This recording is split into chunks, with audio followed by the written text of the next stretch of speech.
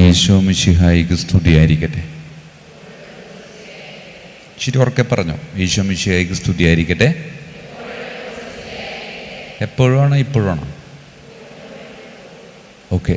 പ്രിയമുള്ളവരെ, വെഞ്ചിരിപ്പില്ലേ, അത് ക്ഷീണമല്ല, അതൊരു ഊർജം കിട്ടുന്നൊരു പരിപാടിയാണ്. എല്ലാ വീട്ടിലും കയറി ഇറങ്ങുമ്പോൾ തന്നെ അതൊരു സുഖമെന്ന് അറിയാം. എന്നാൽ ചായ വല്ലതും കൊടുക്കുമോ പുള്ളിക്ക്? ഒന്നും കഴിക്കില്ല, നന്നായത്. കാരണം അല്ലെങ്കിൽ പല കളറിലെ വെള്ളം കഴിച്ചിട്ട് പിറ്റേ ദിവസം രാവിലെ കുർബാനക്ക് പോകാൻ നേരത്ത് ഭയങ്കര ബുദ്ധിമുട്ടായിരിക്കും. അതുകൊണ്ട് വേറൊരാളെ ഏൽപ്പിക്കേണ്ടി വരും കുർബാന. അതുകൊണ്ട് പരമാവധി എടുക്കാറില്ല. കാരണം ചിലയിടത്തുനിന്ന് ചായ വരും, ചിലയിടത്തുനിന്ന് സ്കോഷ്, ചിലയിടത്തുനിന്ന് ടാങ്ക്, ചിലയിടത്തുനിന്ന് വീപ്പ, അങ്ങനെ പല സാധനം കഴിച്ചിട്ട് പിറ്റേ ദിവസം രാവിലെ ഒരു ഭയങ്കര ബുദ്ധിമുട്ടായിരിക്കുള്ളൂ. അതുകൊണ്ട് വെഞ്ചിരിപ്പിന് വീട്ടിൽ വരുമ്പോൾ വെള്ളം കുടിക്കാത്തതിൽ നിങ്ങൾക്കൊരു സങ്കടവും വേണ്ട. അത് ആരോഗ്യത്തെ ഓർത്തിട്ടാണ്. നിങ്ങളൊന്ന് വെറുതെ ടെസ്റ്റ് ചെയ്ത് നോക്കിയാൽ മതി. 40 വീട്ടിൽ കയറി ഇറങ്ങിയിട്ട് ഒന്ന് വെള്ളം കുടിച്ചിറങ്ങാം. പിന്നെ 40 ദിവസത്തേക്ക് നിങ്ങൾ വെള്ളം കുടിക്കില്ല എന്നുള്ളത്. പിന്നെ കാര്യമായിട്ട് ട്രിപ്പിട്ട് ആശുപത്രി കിടക്കേണ്ടിയൊക്കെ. പ്രിയമുള്ളവരെ, എന്നെ നിങ്ങൾ നേരത്തെ കണ്ടിട്ടുണ്ടോ? എന്നെ കണ്ടിട്ടുള്ളവരൊന്ന് കൈവോക്കിയേ. രക്ഷപ്പെട്ടോ, ആകെ 1-2 പേരേ ഉള്ളൂ, കുഴപ്പമില്ല. പ്രിയമുള്ളവരെ, ഞാനിപ്പോൾ ഇന്ന് വികാരിച്ചൻ വിളിച്ചിട്ട് ഇവിടെ വരാനുള്ള 2 കാരണങ്ങളുണ്ട്. ഒന്ന്, ഞാൻ മിനിയാന്ന് ഒന്ന് പുറത്തേക്ക് പോകാനിരിക്കണമായിരുന്നു. അത് വികാരിച്ചും വിളിക്കണതിൻ്റെ 3 ദിവസം മുമ്പാണ് ക്യാൻസലായിപ്പോയത്. അതുകൊണ്ട് ഈ ദിവസങ്ങളിൽ ഒന്നും ഒരു പരിപാടി ഞാൻ എടുത്തിട്ടില്ല. ഇപ്പോൾ വികാരിച്ചും വിളിച്ചപ്പോൾ എനിക്ക് വരാൻ പറ്റിയെന്നുള്ളതാണ്. 2 വിളിച്ചു കഴിഞ്ഞിട്ട് ഞാൻ അച്ഛനോട് പറഞ്ഞാൽ അച്ഛൻ എവിടെയാണെന്ന് ചോദിച്ചു. അപ്പോൾ സെൻറ്റ് സെബാസ്റ്റ്യൻ പള്ളിയാണെന്ന് പറഞ്ഞു. അപ്പോൾ ഞാൻ ഈ പള്ളിയെപ്പറ്റി ഒന്ന് അന്വേഷിച്ചു, ഗൂഗിളിലൊക്കെ ഒന്ന് അന്വേഷിച്ച് തപ്പി. നല്ല വെബ്സൈറ്റൊക്കെയാണ്. അപ്പോൾ സെബസ്ത്യാനോസ് പുണ്യാളൻ്റെ പള്ളിയായതുകൊണ്ട് നമുക്ക് കുറച്ചുകൂടി ഇഷ്ടമാണ്. പ്രിയമുള്ളവരെ, ഞാൻ നിങ്ങളുടെ മുമ്പിൽ നിൽക്കുമ്പോൾ ഒരു ചേച്ചി ഒന്ന് പറയണ്ടേ, അച്ഛൻ ഞാൻ പേപ്പറൊക്കെ കൊണ്ടുവന്നിട്ട് എന്തെങ്കിലും ഗഹനമായ സാധനങ്ങൾ കിട്ടണോട്ടാന്ന് പറഞ്ഞു. ഞാൻ പറഞ്ഞു, എൻ്റെ പൊന്നേച്ചിക്ക് ഒരു സാധ്യതയില്ല എന്ന് പറഞ്ഞു. കാരണം ഞാൻ ഈ പേപ്പറും പേനൊക്കെ ആയിട്ട് വരുമ്പോൾ ഞാൻ അവരോട് ആദ്യം തന്നെ പറഞ്ഞു അതൊക്കെ മടക്കി വെച്ചേക്ക്. കാരണം എനിക്ക് ക്ലാസ്സിലിരിക്കുമ്പോൾ 2 കാര്യങ്ങൾ ഇഷ്ടമല്ല. ചോദ്യം ചോദിക്കണം എനിക്കിഷ്ടമല്ല. നിങ്ങൾക്ക് ഇഷ്ടമാണോ? നിങ്ങൾക്ക് ഇഷ്ടമല്ല. ഇപ്പോൾ ഒരു ചോദ്യം ചോദിച്ചാൽ ഒക്കെ കൂടി ഇങ്ങനെയാണ് മറ്റേ സൂര്യകാന്തി വാടിയ പോലെ ഒരു നിപ്പാണ്. പിന്നെ അത് പൊക്കിയ അല്ലെങ്കിൽ ഇല്ല. പ്രിയമുള്ളവരെ, എൻ്റെ ഭാഷ ചിലപ്പോൾ ഇത്തിരി കുഴപ്പമുണ്ടാവും. കാരണം ഞാൻ ജനിച്ചതും വളർന്നതും പറൂരാണ്. പറൂക്കാരുടെ ഭാഷ അങ്ങാട് ഇങ്ങാട്, ഞങ്ങ അതൊക്കെ ഞങ്ങളുടെയാണ്. അപ്പം അതിടക്കിടക്ക് വരും. വിരോധമൊന്നും വിചാരിക്കേണ്ട, സഹിക്കാന്നുള്ളൂ, വേറെ നിവൃത്തിയൊന്നുമില്ല. പ്രിയമുള്ളവരെ, ഞാനിത് പറയാനുള്ള കാരണം എന്ന് വെച്ചാൽ ഞാൻ അച്ഛനായിട്ട് കുറച്ച് നാളുകളായി. 2004 ജനുവരി 1-ാം തീയതിയാണ് എൻ്റെ പൗരോഹിത്യ സ്വീകരണം. അതിനുശേഷം ഞാൻ എൻ്റെ 2ാമത്തെ അപ്പോയിൻമെൻറ്റ് ഞാൻ തൃശ്ശൂരാണ്. തൃശ്ശൂർക്കാരുടെ പ്രത്യേകത അറിയാലോ. അവരുടെ കൂടെ സംസാരിക്കണമെങ്കിൽ നമുക്ക് ഗതിമേപ്പോട്ടാവും എന്ന് പറയണം. പ്രത്യേകിച്ച് പറൂക്കാരായ ഞങ്ങളിങ്ങനെ ആടിപ്പാടി 2 കാര്യമൊക്കെ പറഞ്ഞ് അവർ പറഞ്ഞ് പോയിട്ടുണ്ടാവും. അങ്ങനെ പറൂരിൽ നിന്ന് ഞാൻ തൃശ്ശൂർക്ക് ചെന്ന് ആദ്യത്തെ പ്രസംഗമുണ്ട് എൻ്റെ പള്ളിയിൽ. തൃശ്ശൂർ തിരുഹൃദയ ദേവാലയം, അന്തോണീസ് പുണ്യാളൻ്റെ ഒരു തീർത്ഥാടന കേന്ദ്രവും കൂടിയാണ്. ആദ്യത്തെ പ്രസംഗത്തിൽ ആളുകൾ ഇങ്ങനെ വളരെ സീരിയസ് ആയിട്ട് ശ്രദ്ധിച്ചുകൊണ്ടിരിക്കണം എന്നെ. അപ്പം ഞാൻ പറഞ്ഞു, ദൈവമേ എനിക്ക് എന്തെങ്കിലും കുഴപ്പമുണ്ടാവാമോ? കാരണം എൻ്റെ പ്രസംഗം അത്ര നല്ലതല്ലെന്ന് എനിക്കറിയാം. അച്ഛനായിട്ടുള്ളൂ.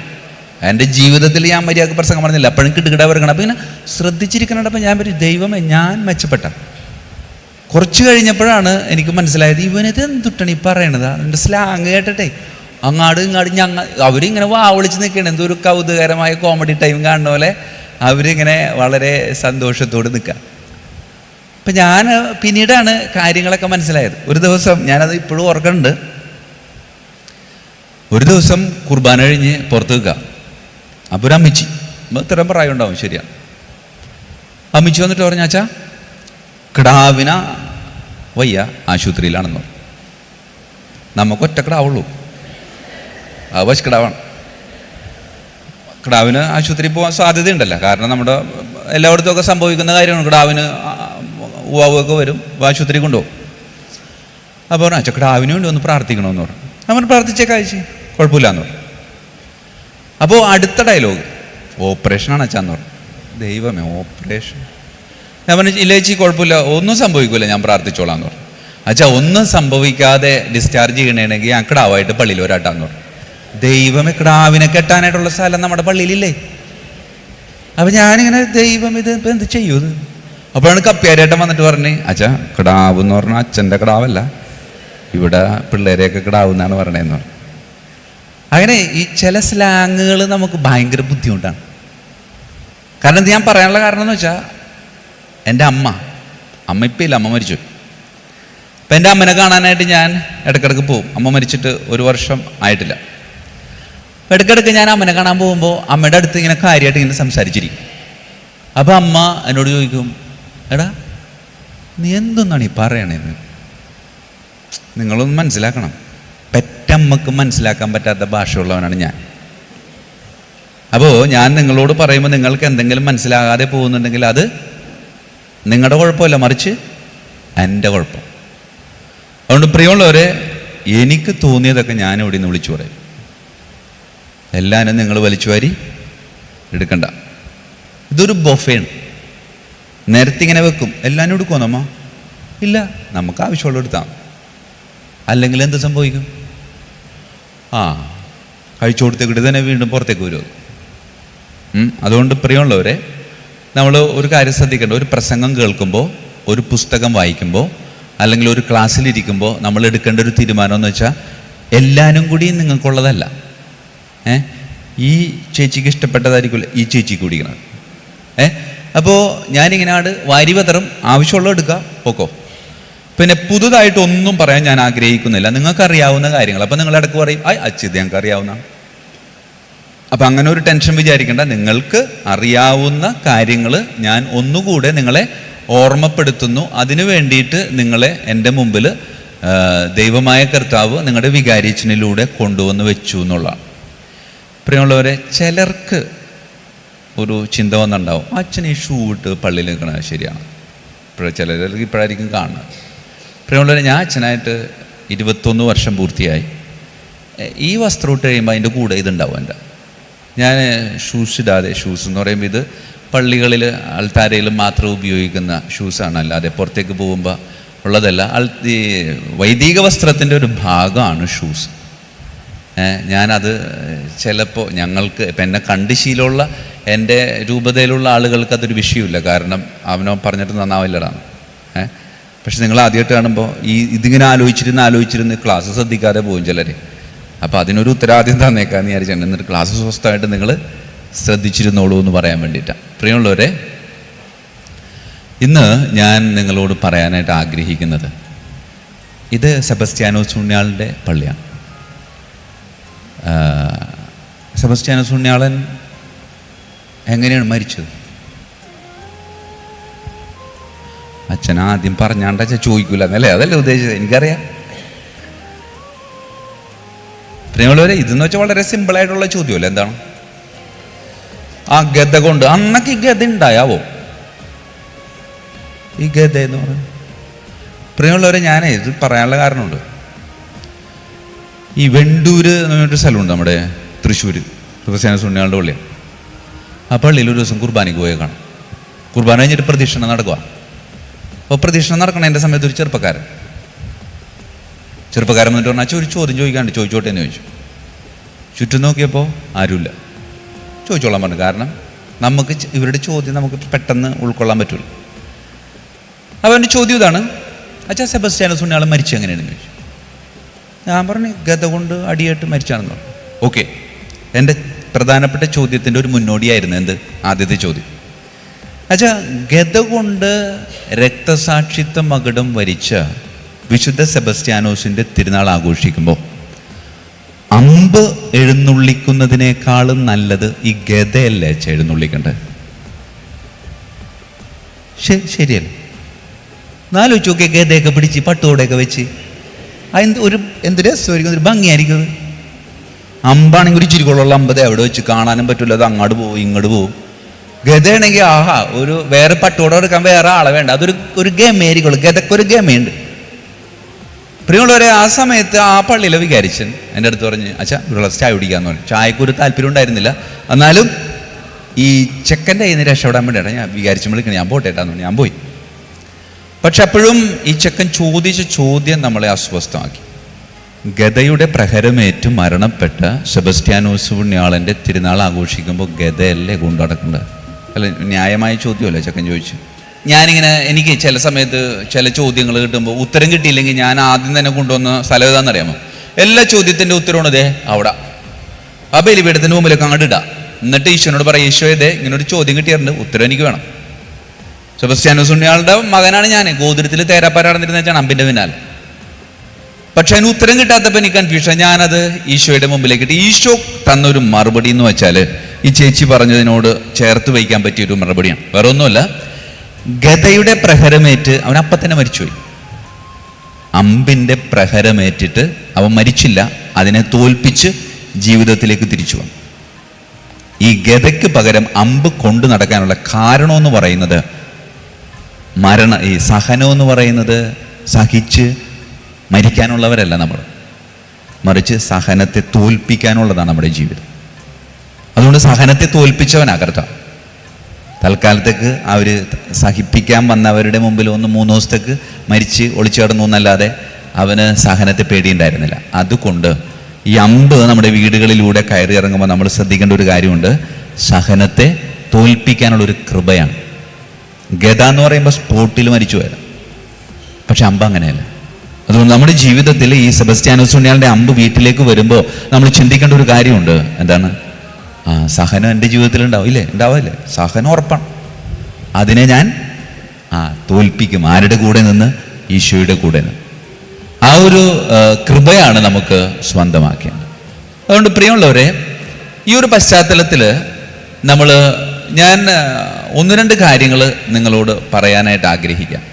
പ്രിയമുള്ളവരെ, നമ്മളുടെ വീട്ടിൽ ഉണ്ടാ ഈ സാധനം ഉണ്ടാ ഇതിനെ എന്തു പറയും? ഈശോയുടെ തിരുഹൃദയത്തിൻ്റെ ഒരു ഛായാചിത്രമാണ്. ഈ ചിത്രമുള്ള ഒരു വീട്ടിൽ ആരെങ്കിലും ഉണ്ട്? ഇതേ ചിത്രം, ദ സെയിം പിക് ആരുടെയെങ്കിലും വീട്ടിലുണ്ടെങ്കിൽ ഒന്ന് കൈവക്കാം, ഒന്ന് കാണണം. ഇത് തന്നെയാണോ? ഉറപ്പാണോ? ഞാനത് മനഃപൂർവ്വം ചോദിച്ചതാണ്. The same pic. വ്യത്യാസമുണ്ട് ഇതിന്. പ്രിയമുള്ളവരെ, ഈശോയുടെ തിരുഹൃദയത്തിന് പ്രതിഷ്ഠിതമായിട്ടുള്ളതാണ് നമ്മളുടെ ഓരോരുത്തരുടെയും വീട്. തിരുഹൃദയത്തിൻ്റെ പ്രതിഷ്ഠാജപം ചെല്ലാൻ അറിയാം? മൈക്കാന്ന് ചെല്ലു അല്ല, അത് ഇച്ചിരി ബുദ്ധിമുട്ടുണ്ടാവും അല്ലേ? അല്ല, നമ്മുടെ പ്രാർത്ഥനകളുടെയൊക്കെ പ്രത്യേകത എന്താണ്? നമ്മുടെ പ്രാർത്ഥനയ്ക്ക് ഒരു ഈണം, ഒരു താളം അല്ലേ? അത് ആ ഒരു താളത്തിൽ പോയാലാണ് നമുക്ക് ചെല്ലാൻ പറ്റുള്ളൂ. കൂട്ടത്തിൽ നിന്ന് എന്ത് പ്രാർത്ഥന നമ്മൾ കേട്ടു ഒറ്റക്ക് കഴിയുമ്പോൾ അല്ലേ ഒരു ഒരു ഒരു ഒരു പകപ്പുണ്ടാവുന്ന നമ്മുടെയൊക്കെ ജീവിതത്തിലുള്ളതാണ്. നമ്മൾ പ്രാർത്ഥന നമുക്ക് ആകെ 2 പ്രാവശ്യമോ കത്തോലിക്ക സഭയിൽ പ്രാർത്ഥന പഠിപ്പിക്കുന്നുള്ളൂ. അത് എപ്പോഴൊക്കെയാണ്? ഒന്ന് ആദ്യ കുർബാന സ്വീകരണവും സ്ഥൈര്യലേവനും. 2 കോഴ്സും കഴിഞ്ഞിരിക്കണേണ് നിങ്ങൾ. ഇപ്പോഴും നിങ്ങളോട് ചോദിച്ചാൽ ചിലപ്പോൾ ഇച്ചിരി ബുദ്ധിമുട്ടുണ്ടാവും അല്ലേ? ഇതുപോലെ തന്നെ അമ്മമാരോട് വർഷങ്ങൾക്ക് മുമ്പ് ഒരു ക്ലാസ്സിലൂടെ ഇങ്ങനെ കടന്നു പോകുമ്പോൾ ഞാൻ ഈ അമ്മമാരോട് ചോദിച്ചു, പ്രിയമുള്ളവരെ, ഈ കുടുംബ പ്രതിഷ്ഠാജപം അറിയാമോ എന്ന് ചോദിച്ചു. അപ്പോൾ ഒരു അമ്മാമ്മ, ഒരു 70 വയസ്സ് പ്രായം ഉണ്ടാവും, മേക്കാമോതിരമൊക്കെ ഇട്ട് ചട്ടയും മുണ്ടൊക്കെ ഇട്ട് അമ്മാമ്മ എഴുന്നേറ്റ് അച്ഛൻ ഞാൻ ചെല്ലാന്ന് പറഞ്ഞു. അമ്മാമ്മ ധൈര്യത്തോടുകൂടി നെഞ്ചും വിരിച്ച് ഇങ്ങോട്ട് വരികയാണ്. മൈക്ക് ഇങ്ങോട്ട് മേടിച്ച് എന്നിട്ട് അമ്മാമ്മ ചോദിച്ചു, അച്ഛാ ഇത്ര ഉള്ളത് വേണോ ഇത്ര ഉള്ളത് വേണോ? അപ്പൊ ഞാൻ പറഞ്ഞു, ദൈവമേ. അപ്പൊ അമ്മാമ്മ പറയണം, അച്ഛാ അല്ലേ അങ്ങനെയില്ലേ, ഇത്ര 2 ഉണ്ടാ ഉണ്ടാ? അതെ കണ്ട ഉത്തരം തന്നെ. ആദ്യ വെള്ളിയാഴ്ച ചെല്ലാനായിട്ട് വെറുതെ സെപ്പറേറ്റ് ഒരു പീസ് ഉണ്ട്. അത് ഇത്തിരി നീളമുള്ള, അതറിയാമോ? കാണാപ്പാടം. കാണാപ്പാടം അറിയില്ല. കണ്ട അതാണ് ചില പ്രാർത്ഥനകൾ. ഈ അമ്മാമ്മ എന്നിട്ട് ആദ്യ വെള്ളിയാഴ്ച ചെല്ലണ ജപം വെറുതെ പുല്ലുപോലെ അങ്ങോട്ട് ചെല്ലുക. എനിക്ക് സത്യമായിട്ട് എനിക്കറിഞ്ഞൂട. ആദ്യ വെള്ളിയാഴ്ച ചെല്ലണ ജപമാണ്. അപ്പൊ ഞാനിങ്ങനെ നിൽക്കുക. പ്രിയമുള്ളവരെ, വേറൊരു കുഞ്ഞി കുടുംബ പ്രതിഷ്ഠാ ജപമുണ്ട്. എനിക്കിഷ്ടപ്പെട്ടൊരു അച്ഛനുണ്ട്. അച്ഛൻ ഞങ്ങളുടെ ഇടവകയിൽ, മീൻസ് ഞങ്ങളുടെ രൂപതയിലുള്ളതാണ്. പാടശ്ശേരി അച്ഛനാണ്, ജോർജ് പാടശ്ശേരി അച്ഛൻ. 82-ാമത്തെ വയസ്സിൽ ഈ ഒരു 5-8 മാസം മുമ്പ് മരിച്ചു. വളരെ സന്തോഷമായിട്ട് ജീവിച്ച് സന്തോഷമായിട്ട് മരിച്ച്. ഇത് മരണത്തിൻ്റെ സമയത്ത് പോലും അച്ഛനിങ്ങനെ പറയുമായിരുന്നു, എടാ എനിക്ക് അധികം നാൾ കിടക്കണ്ട, നടന്നു മരിക്കണം, പക്ഷെ ഒരു 3 ദിവസം കിടക്കണം, എന്നാലാണ് ആൾക്കാരൊക്കെ അറിഞ്ഞു വരുള്ളൂ എന്ന് പറയും. അത് കൃത്യമായിട്ട് തമ്പുരാൻ അറിഞ്ഞ് 3 ദിവസം കിടന്ന് അതുകൊണ്ട് മരിച്ചു. അപ്പം അച്ഛൻ പറയുന്ന ഒരു കാര്യമുണ്ട്. അച്ഛൻ ചെറിയൊരു കുടുംബ പ്രതിഷ്ഠാജപൻ ഞങ്ങൾക്ക് പറഞ്ഞു തന്നിട്ടുണ്ട്. വേറെ ഒന്നുമല്ല, ഈശോയുടെ മധുരമുള്ള തിരുഹൃദയമേ എൻ്റെ ഹൃദയം നിൻ്റെ ഹൃദയം പോലെ ആക്കണേ. അല്ലേ, പഴയ അമ്മമാർ പഠിപ്പിച്ചിട്ടുള്ള സുഹൃദേവമാണ്. അത് കുറച്ചും കൂടിയും ഭംഗിയായിട്ട് ഈശോയുടെ മാധുര്യമുള്ള തിരുഹൃദയമേ എൻ്റെ ഹൃദയം നിൻ്റെ ഹൃദയത്തിന് അതാണ് കറക്റ്റ്. എന്തിനാണ്? ഒത്തതാക്കണമേ എന്നാണ്. പ്രിയമുള്ളവരെ, ഈ കുടുംബ പ്രതിഷ്ഠാജപം കഴിയുമ്പോൾ കുറച്ച് ഇൻഗ്രീഡിയൻസ് നമ്മൾ വേറെ ചേർക്കും. അല്ലേ, എന്തൊക്കെയാണ്? ഈശോയുടെ തിരുഹൃദയമേ, അപ്പം നമ്മൾ എന്തു പറയും? ഞങ്ങളെ അനുഗ്രഹിക്കണമേ. പിന്നെന്തു പറയും? അപ്പം നമ്മൾ എന്തു പറയും? പിന്നെന്തു പറയും? ഓക്കെ, നമ്മൾ എന്തു പറയും? അടുത്തതാരാണ്? ഓക്കെ, ആരാണത്? വേറെ എന്തോരം നല്ല വിശുദ്ധന്മാരുണ്ട്. അന്തോണി സുണ്യാളൻ ചൊക്ക നിൽക്കണേ. എന്തിന് സെബസ്ത്യാൻ സുണ്യാളൻ, ഈ വർഗീസ് സുണ്യാളൻ, യൂദാസ്ലീഹ, ഇതൊന്നും പറയാതെ ആ നേരത്ത് അടിക്കണം. എന്ത് മാർഗരിത്താൻ പറയുമേ നമ്മളെന്ത് പറയും? നമുക്ക് ആ സ്ഥാനത്ത് എന്ത് കിട്ടിയാലും ഔസപിതാവേ എന്ന് പറഞ്ഞാൽ അപ്പം തന്നെ പറയും. പൈലുകുട്ടി ചേട്ടാന്ന് പറഞ്ഞാലും ഞങ്ങൾക്ക് അന്വേഷിക്കണേന്ന് പറയും. അത് ആ ഒരു ഈണം ഒരു താളമാണ്. അതെന്തു പറഞ്ഞാലും ശരി. മേരി ചേച്ചി ഞങ്ങൾക്ക് അന്വേഷിക്കണേ. എന്തിന് വിശാലാക്ഷി ചേച്ചി എന്ന് പറഞ്ഞാൽ നമ്മൾ ചിലപ്പോൾ ഞങ്ങൾക്ക് അന്വേഷിക്കണേന്ന് പറയാം. കാരണം അത് ആ താളമാണ്, ആ ഈണമാണ്. പ്രിയമുള്ളവർ, ഇതാരാണ്? ആർക്കെങ്കിലും അറിയാമോ? കേട്ടിട്ടുണ്ട്, പറഞ്ഞോ. അതെ, ഈശോയുടെ തിരുഹൃദയത്തെ ഏറ്റവും കൂടുതൽ സ്നേഹിച്ചൊരു വിശുദ്ധയാണ്. വേറൊരു വാക്കിൽ പറഞ്ഞാൽ, അമ്മച്ചി പറഞ്ഞ കറക്റ്റ്. അമ്മച്ചിയുടെ പേരെന്താ? മോളി. മോളി എന്ന് പറയുമ്പോൾ സാധാരണ അല്ലേ, ഒരു 22 വയസ്സായ ചേച്ചിയുടെ അല്ലേ മോളി എന്നൊക്കെ പറഞ്ഞു. അത്രേ ഉള്ളൂ എന്ന് തോന്നണം. കണ്ട ലുക്കിൽ അത്രേ ഉള്ളൂ. ശരിക്കും അത്രയാണെന്നാവും. ഇപ്പം നമുക്ക് അല്ലേ ലുക്ക് കണ്ടിട്ട് പ്രായം പറയാൻ പറ്റൂല കേട്ടാ. അല്ലേ, ലുക്കൊക്കെ കണ്ട് നമ്മൾ മോളെ എന്ന് വിളിക്കുമ്പോൾ അച്ഛാ അമ്മൂമ്മേണ അച്ഛാന്ന് പറയും. സോറി അച്ഛാ. അതുകൊണ്ട് നമുക്ക് ലുക്കിൽ ഇപ്പം രക്ഷയില്ല എന്നുള്ള. മോളി ചേച്ചി പറഞ്ഞത് വളരെ കറക്റ്റാണ്. ഈശോയുടെ തിരുഹൃദയത്തോട് സ്നേഹമുണ്ടായിരുന്ന വ്യക്തി എന്നതിനേക്കാളും കുറച്ചുകൂടെ ഒന്ന് മാറ്റി പറയാണ്, ഈശോയോട് ഒരുപാട് സ്നേഹം ഉണ്ടായതുകൊണ്ട് ഈശോയുടെ ഹൃദയത്തെ ഈ വിശുദ്ധയുടെ മുമ്പിൽ തുറന്നു കാണിച്ചു എന്നുള്ള. അതാണ് ഈ ആ വിശുദ്ധയെ കണ്ടിട്ടുണ്ടോ? ഇതാണ് ആ വിശുദ്ധ മാർഗരീത്ത മറി. ജനിച്ചതെന്നാണെന്നറിയാമോ? വളരെ എളുപ്പത്തിൽ ഓർത്തിരിക്കാൻ വേണ്ടിയിട്ട് നിങ്ങളോട് പറഞ്ഞുതരാം. ഭാരതത്തിന് സ്വാതന്ത്ര്യം കിട്ടിയതെന്നാ 1947. ആ 9 ഒന്ന് തിരിച്ചിടാം. അപ്പം എത്രയായി? 1647. 1647 ജനിച്ച് 43 വയസ്സ് മാത്രം ജീവിച്ച ഒരു ഫ്രഞ്ച് വനിതയാണ് പിന്നീട് കന്യാസ്ത്രീയായി. ഈ കന്യാസ്ത്രീക്ക് ഒരു പ്രത്യേകതയുണ്ട്. ഫ്രീ ടൈം കിട്ടുമ്പോൾ കന്യാസ്ത്രീ പറയും, പള്ളിയിൽ വന്നിട്ട് പറയും, അച്ഛാ എനിക്ക് ആ ദിവ്യകാരുണ്യം ഒന്ന് എഴുന്നള്ളിച്ച് വെച്ച് വരുമെന്ന് ചോദിക്കും. ഫ്രീ ടൈം കിട്ടും വേണ്ട. അല്ലാത്ത സമയത്തൊക്കെ പ്രാർത്ഥനയും പരിത്യാഗവും ഒക്കെ നടക്കണേണ്. പിന്നെ ആ പ്രാർത്ഥനയ്ക്ക് ഇല്ലാത്ത സമയത്ത് വികാരിച്ചിനെ ഒന്ന് ഡിസ്റ്റർബ് ചെയ്യാം. നമുക്ക് ഫ്രീ ടൈം കിട്ടുമ്പോൾ അമ്മ എന്ത് ചെയ്യും? നമ്മൾ ഉറങ്ങും. പിന്നെ ഇപ്പോൾ റീൽസ് ഉണ്ടല്ലോ, അതുകൊണ്ടിനെ കുഴപ്പമില്ല. അതിങ്ങനെ തേച്ച് എവിടം വരെ പോകുന്നു ഒരു പിടിയില്ല എന്നുള്ളതാണ്. ഇതിപ്പോൾ ഞാൻ വിചാരിക്കും നിങ്ങളെ കുറ്റം പറയാം. ഞാനും അതെ, ചില സമയത്ത് ഈ സാധനം എടുത്തിട്ട് വെക്കണം ദൈവമേ 1/2 മണിക്കൂർ കഴിഞ്ഞാൽ പെട്ടെന്ന് ആലോചിക്കണം. അതുകൊണ്ട് ഇപ്പോൾ ആ സാധനം എടുക്കണത് ഇപ്പോൾ രാത്രിയും രാവിലെ മാത്രമാക്കി ചുരുക്കിയൊക്കെയാണ്. വേറെ നിവൃത്തിയൊന്നുമില്ല എന്നിട്ടാണ്. പ്രിയമുള്ളവരെ, ഈ മാർഗരീത്ത മറിയം ഫ്രീ ടൈം കിട്ടുമ്പോൾ ഒക്കെ ദിവ്യകാരുണ്യം എഴുന്നള്ളിച്ചു വെക്കും. അതിൻ്റെ മുമ്പിലിരുന്ന് ഇങ്ങനെ പ്രാർത്ഥിക്കും. ഒരു ദിവസം പ്രാർത്ഥിച്ചുകൊണ്ടിരിക്കുമ്പോൾ ദിവ്യകാരുണ്യം അപ്പം ഉണ്ടല്ലോ, അപ്പത്തിൻ്റെ അവിടെ നിന്ന് ടോർച്ചടിക്കണ പോലെ ഒരു വെട്ട ഇങ്ങനെ പുറത്തേക്ക് വന്നു. അതിങ്ങനെ ഒരു ആളിൻ്റെ രൂപത്തിലേക്ക് മാറിക്കഴിഞ്ഞപ്പോൾ മാർഗരീത്ത മറിയത്തിന് മനസ്സിലായി, വെറുതെ ആളല്ല, ഈശോയുടെ മുഖത്തിന് കാണാനൊരു ഭംഗിയില്ല. ഭംഗി മുഴുവനും വെട്ടം മുഴുവനും ഈശോയുടെ ഹൃദയത്തിലാണ്. ഇത് കണ്ട, മുഖം അത്ര ഗ്രേസ്ഫുള്ളല്ല, പക്ഷെ വെട്ടം മുഴുവനും ഇവിടെയാണ്. എന്നിട്ട് ഈ മാർഗരീത്ത മറിയത്തോട് ഈശോ ഒരു കാര്യം പറഞ്ഞ കാര്യം ഇങ്ങനെയാണ്: മനുഷ്യമക്കളെ ഇത്രമാത്രം സ്നേഹിച്ചിട്ടും ഒരല്പം പോലും പ്രതിസ്നേഹം ലഭിക്കാതെ അനേകരിൽ നിന്ന് നിന്ദനം മാത്രം ഏറ്റുവാങ്ങുന്ന വേദനിക്കുന്ന എൻ്റെ ഹൃദയത്തെ കണ്ടാൽ. പ്രിയമുള്ളവർ, 1-2 ചോദ്യങ്ങൾ ഞാൻ നിങ്ങളോട് ചോദിക്കാം. വെറുതെ കൈയും കാലും പൊക്കി ഉത്തരം പറയാവുന്ന ചോദ്യങ്ങളാണ് എൻ്റെ ചോദ്യങ്ങൾ. അതുകൊണ്ട് എൻ്റെ ചോദ്യത്തിന് തെറ്റുത്തരം പറയാൻ ഒരാൾക്കും പറ്റില്ല എന്നുള്ള അങ്ങനെ ഒരു പ്രത്യേകത കൂടിയുണ്ട് എൻ്റെ ചോദ്യത്തിന്. പ്രിയമുള്ളവരെ, വീട്ടിൽ നിന്ന് പുറത്തേക്ക് ഇറങ്ങുമ്പോൾ ഈശോയുടെ തിരുഹൃദയത്തിൻ്റെ മുമ്പിൽ വന്ന് പ്രാർത്ഥിക്കുന്നവരുണ്ടെങ്കിൽ ഒന്ന് കൈവോക്കേ, താഴ്ത്തിക്കോ. തിരിച്ചു ചെല്ലുമ്പോൾ ഈശോയുടെ തിരുഹൃദയത്തിൻ്റെ മുമ്പിൽ പോകുന്നവരൊന്ന് കൈവോക്കേ. കണ്ട, വെറും 5% കുറഞ്ഞു. അതെന്തുകൊണ്ടാണ്? വളരെ സിമ്പിളായിട്ട് പറഞ്ഞാൽ അമ്മ പഠിപ്പിച്ചിട്ടില്ല, അല്ലേ? അല്ല, ഇത് അമ്മ പഠിപ്പിച്ച കാര്യമല്ലേ? എൻ്റെ അമ്മയും എന്നോട് പറഞ്ഞിട്ടില്ല തിരിച്ചു വരുമ്പോൾ ഇതിൻ്റെ മുമ്പിൽ വരണം, തിരിച്ചു വരുമ്പോൾ അതിൻ്റെ മുമ്പിൽ വരണം എന്ന് അമ്മ നിർബന്ധിക്കാതിരിക്കാനുള്ള കാരണം ഈ പ്രാർത്ഥനയുടെ ഒരു പശ്ചാത്തലം. പ്രിയമുള്ളവരെ, നമ്മൾ ഈശോയുടെ തിരുഹൃദയത്തിൻ്റെ മുമ്പിൽ വന്ന് പലതുമൊക്കെ പറഞ്ഞിട്ട് പോകും. പക്ഷേ ഈശോ ഒറ്റ കാര്യം മാത്രം നമ്മളോട് പറഞ്ഞു, മോളെ നീ എവിടെ വേണമെങ്കിലും പൊക്കോ, എനിക്കതിനകത്തൊരു വിഷയമില്ല. പക്ഷേ ഒറ്റ കാര്യം ഞാൻ നിന്നോട് ചോദിക്കുന്നു, നീ പോകുന്നതിന് മുമ്പേ എൻ്റെ മുറിവൊന്ന് കാണാം, അല്ലേ? ഈശോയുടെ മുറിവൊന്ന് കാണും. ഈശോയുടെ ഈ മുറിവിൽ നിന്ന് ഇങ്ങനെ ചോര താഴേക്ക് വീഴുന്നുണ്ട്. 3 തുള്ളി ഉള്ളോട്ടാ, അല്ലേ? 3 ചെറിയൊരു തുള്ളിയും കൂടി ചിലപ്പോൾ ഉണ്ടാവും നമ്മുടെ തിരുഹൃദയത്തിൻ്റെ. അപ്പോൾ 3-4 തുള്ളി ചോര വീഴുന്ന ചെറിയൊരു മുറിവുള്ളൊരു ഹൃദയമാണ് ഇത്. നീ കണ്ടിട്ട് പൊക്കോ. ദേ പുറത്തു പോയി നിൻ്റെ പ്രവൃത്തി, നിൻ്റെ ചില വാക്കുകൾ, നിൻ്റെ ചില നോട്ടങ്ങൾ, അത് എൻ്റെ ഈ മുറിവിന് വലിപ്പം കൂട്ടരുത്. പൊക്കോ, തിരിച്ചു വരുമ്പോൾ ഒന്ന് കാണണോട്ടാ എന്ന് പറഞ്ഞുകൊണ്ടാണ് ഇറക്കി വിടുന്നത്. എങ്ങനെ തിരിച്ചു വരുമ്പോൾ കാണാനാണ്? അമ്മാതിരി ഡയലോഗും അമ്മാതിരി പെരുമാറ്റവും നമ്മൾ പുറത്ത് നടത്തിയേക്കണം. അതുകൊണ്ട് ചിലരൊക്കെ അടുക്കളയിൽ കൂടി വരും, ഇല്ലേ?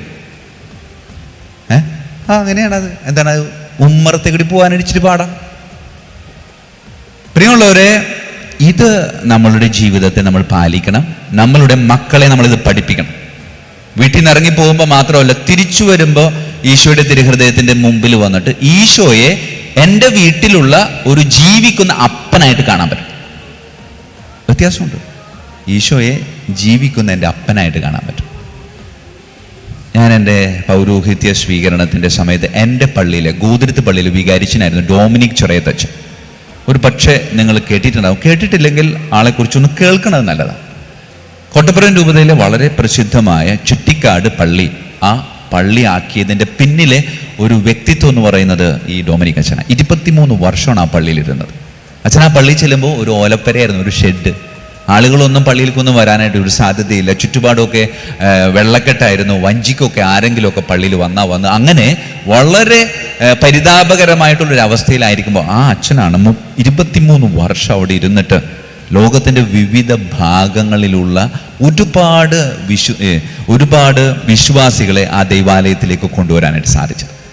പ്രിയമുള്ളവരെ, നമ്മളൊക്കെ ഒരു കാര്യം ശ്രദ്ധിക്കുന്നുണ്ട്. നമ്മളൊരു പരിപാടിയൊക്കെ വെക്കുമ്പോൾ ആളുകൾക്ക് വന്നെത്താൻ സൗകര്യപ്രദമായ രീതിയിലാണ് നമ്മൾ പരിപാടി വെക്കുള്ളൂ, ഇല്ലേ? ഇപ്പോൾ ഒരു കല്യാണം നടത്തൂ, ഒരു ഹോള് നോക്കുമ്പോൾ പാർക്കിംഗ് ഏരിയ ഒക്കെ നോക്കും, അതൊക്കെ ചെയ്യാറ്. പക്ഷേ ഈ അച്ഛൻ അതിനൊക്കെ ഒരു വിരോധാഭാസമായിരുന്നു.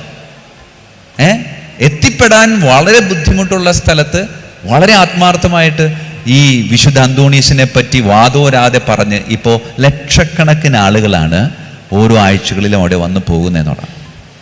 ഈ ഡൊമിനിക് അച്ഛൻ എന്നെ ഈ പൗരോഹിത്യ സ്വീകരണത്തിന് വളരെയധികം വഴി നടത്തുകയും അതിനുശേഷം ഞാൻ ആദ്യമായിട്ട് കൊച്ചച്ഛനായി പറൂർ ഡോൺ ബോസ്കോ ദേവാലയത്തിലിരിക്കുമ്പോൾ കുറച്ച് കഴിഞ്ഞപ്പോൾ അച്ഛൻ അവിടേക്ക് വന്നു. അച്ഛൻ പഠിപ്പിച്ചൊരു കാര്യം നിങ്ങളോട് പറയാം, നിങ്ങളത് പ്രാവർത്തികമാക്കുകയാണെങ്കിൽ നല്ലതായിരിക്കും. അച്ഛൻ എവിടെയെങ്കിലും പോകുമ്പോൾ, അപ്പോൾ എൻ്റെ വണ്ടിക്കാണ് അച്ഛൻ പോവുക. അച്ഛന് ഒരുമാതിരി പ്രായം ഉണ്ടായിരുന്നു. എൻ്റെ കൂടെ നിൽക്കുമ്പോൾ വണ്ടി ഓടിക്കാനായിട്ട് അച്ഛൻ ഇഷ്ടപ്പെടാറില്ല. അപ്പോൾ എവിടെ പോകണമെങ്കിലും ദയസേവ പോവാന്ന് പറയും. അങ്ങനെ ഞാൻ വണ്ടി എടുത്ത് വരുമ്പോഴേക്കും അച്ഛൻ പള്ളിയിലേക്ക് ഇങ്ങനെ കയറി പോകുന്നുണ്ടാവും. ഒരു 30 സെക്കൻഡ് പോലും പള്ളിയിൽ നിൽക്കത്തില്ല, അപ്പം തന്നെ തിരിച്ചിറങ്ങി വരും. എന്നിട്ട് എൻ്റെ വണ്ടി കയറിയിട്ട് സ്ഥലത്തേക്ക് പോകും. അപ്പോൾ കുറച്ച് ദിവസം കഴിഞ്ഞപ്പോൾ ഞാൻ അച്ഛനോട് ചോദിച്ചു, അച്ഛാ ഈ 10-30 സെക്കൻഡ് പോലും എടുക്കൂല, ചിലപ്പോൾ 2 സെക്കൻഡ് 3 സെക്കൻഡൊക്കെ എടുത്തിട്ട് അപ്പം തന്നെ തിരിച്ചു വരും. അതുകൊണ്ട് ഇത് ഇത്ര തിരക്കിട്ട് എന്തിട്ടാണ് പ്രാർത്ഥിക്കണമെന്ന് ചോദിക്കും. അപ്പോൾ അച്ഛൻ അന്ന് തമാശയ്ക്ക് പറഞ്ഞൊരു കാര്യമുണ്ട്, നിൻ്റെ കൂടെ അല്ലേടാ പോണത്, തിരിച്ചെത്തിച്ചേക്കണ കർത്താവേ എന്നാണ് പ്രാർത്ഥിച്ചതെന്ന്. അപ്പോൾ ആദ്യം ഞാനിങ്ങനെ കൗതുകത്തോട് നോക്കിയാൽ പറഞ്ഞില്ല, സത്യമായിട്ട് അങ്ങനെ തന്നെയാണ്, നീയും അങ്ങനെ തന്നെ ചെയ്യണം. എവിടെ പോകുമ്പോഴും ജസ്റ്റ് ഒന്ന് പള്ളി കയറിയിട്ട്, അല്ലെങ്കിൽ നിങ്ങൾ വീട്ടിൽ നിന്നാവുമ്പോൾ ജസ്റ്റ് കർത്താവിൻ്റെ അടുത്ത് കൊണ്ട്, കർത്താവ് ഞാനിങ്ങനെ സ്ഥലത്തേക്ക് പോകാണ്ട്, തിരിച്ചു വരുമ്പോഴേ എത്തിയേട്ടാ. വീട്ടിൽ അപ്പൻ ജീവിക്കുന്ന ഒരു യാഥാർത്ഥ്യമായിട്ടുണ്ടെങ്കിൽ എവിടെയെങ്കിലും പോകുമ്പോൾ അപ്പനോട് പറഞ്ഞിട്ട് പോകില്ല, തിരിച്ചു വരുമ്പോൾ അപ്പനോട് പറയും എത്തിയേട്ടാന്ന്. ആ ഒരു ഫീല്, ആ ഒരു ബന്ധം നമുക്ക് ഈശോയുടെ തിരുഹൃദയവുമായിട്ട് ഉണ്ടാക്കാനായിട്ട് പരിശ്രമിക്കണമെന്നാണ്. അതിന് ദൈവം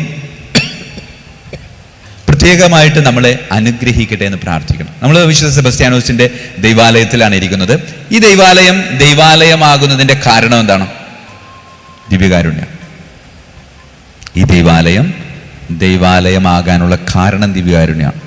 ഞാനിപ്പോൾ അവിടെ വന്ന് ആ സക്രാരി ഉൾപ്പെടെ ഇവിടെ നിന്ന് പറിച്ചുകൊണ്ടുപോയി അപ്പുറത്ത് പാരിഷ് ഹോളിൽ വെച്ചിട്ടുണ്ടെങ്കിൽ അത് ദൈവാലയമാവും. ഇത് വെറുതെ കെട്ടിടമായിട്ട് മാറും. അതേപോലെ ഓരോ കത്തോലിക്ക കുടുംബത്തെയും കർത്താവിൻ്റെ കുടുംബമാക്കി മാറ്റുന്ന ഒരു യാഥാർത്ഥ്യമാണ് ഈശോയുടെ തിരുഹൃദയം. അതുകൊണ്ട് ഭവനം, എൻ്റെ മാറ്റിയിട്ട് ബാക്കി എന്താണ്? ഭവനത്തിന് വനം അല്ലേ? വീടൊരു കാടാണോ? വീടൊരു കാടാണ്. ആ വീട് ഈശോയുടെ തിരുഹൃദയത്തിന് പ്രതിഷ്ഠിതമല്ലെങ്കിൽ, അതുകൊണ്ട് ഭവനമാകുന്നത്, ഭംഗിയുള്ള വനമാകുന്നത് അവിടെ ഈശോയുടെ തിരുഹൃദയത്തിന്റെ സാന്നിധ്യം വരുമ്പോഴാണ്. അതുകൊണ്ട് എൻ്റെ ഭവനം എൻ്റെ ഈശോയുടെ തിരുഹൃദയത്തിൻ്റെതാണോ എന്ന് പരിശോധിക്കണം. അത് പരിശോധിച്ച് അത് ഈശോയുടെ തിരുഹൃദയത്തിൻ്റെതാക്കി മാറ്റണേ എന്ന് നിങ്ങൾ പ്രാർത്ഥിക്കണം. പ്രിയമുള്ളവരെ, ഞാൻ നേരത്തെ പറഞ്ഞു, നമ്മുടെ മാർഗരീത്ത മറിയം, ഇനി നിങ്ങൾക്ക് മാർഗരീത്ത മറിയത്തെ ഇഷ്ടപ്പെടണം കേട്ടോ. എനിക്കും ഭയങ്കര ഇഷ്ടമാണ് മാർഗരീത്ത മറിയത്തെ. അത് ചെറുപ്പത്തിൽ തുടങ്ങി ഇഷ്ടം. കാര്യം എന്താണെന്നറിയാമോ? എൻ്റെ അമ്മ നടത്തിയിരുന്ന പ്രാർത്ഥന എന്ന് പറയുന്നത് 1.25 മണിക്കൂറാണ്. അതെന്ത് സംഭവിച്ചാലും അങ്ങനെ തന്നെയായിരിക്കും. ഒരു ജപമാല, പിന്നെ അവിടെ ഇടുന്നൊക്കെ കുറച്ച് സാധനങ്ങൾ, അമ്മക്കറിയാവുന്ന ചില പ്രാർത്ഥനകളൊക്കെ ഉണ്ട്. അതൊക്കെ ഇങ്ങനെ കേട്ടിരിക്കും. ഇപ്പോൾ അത് കാണാനുമില്ല, കേൾക്കാനുമില്ല. അത് ലിപിയില്ലാത്ത കുറേ പ്രാർത്ഥനകളില്ല. അമ്മമാർക്ക് അങ്ങനെ ലിപിയില്ലാത്ത കുറച്ച് പ്രാർത്ഥനകളുണ്ടാകും.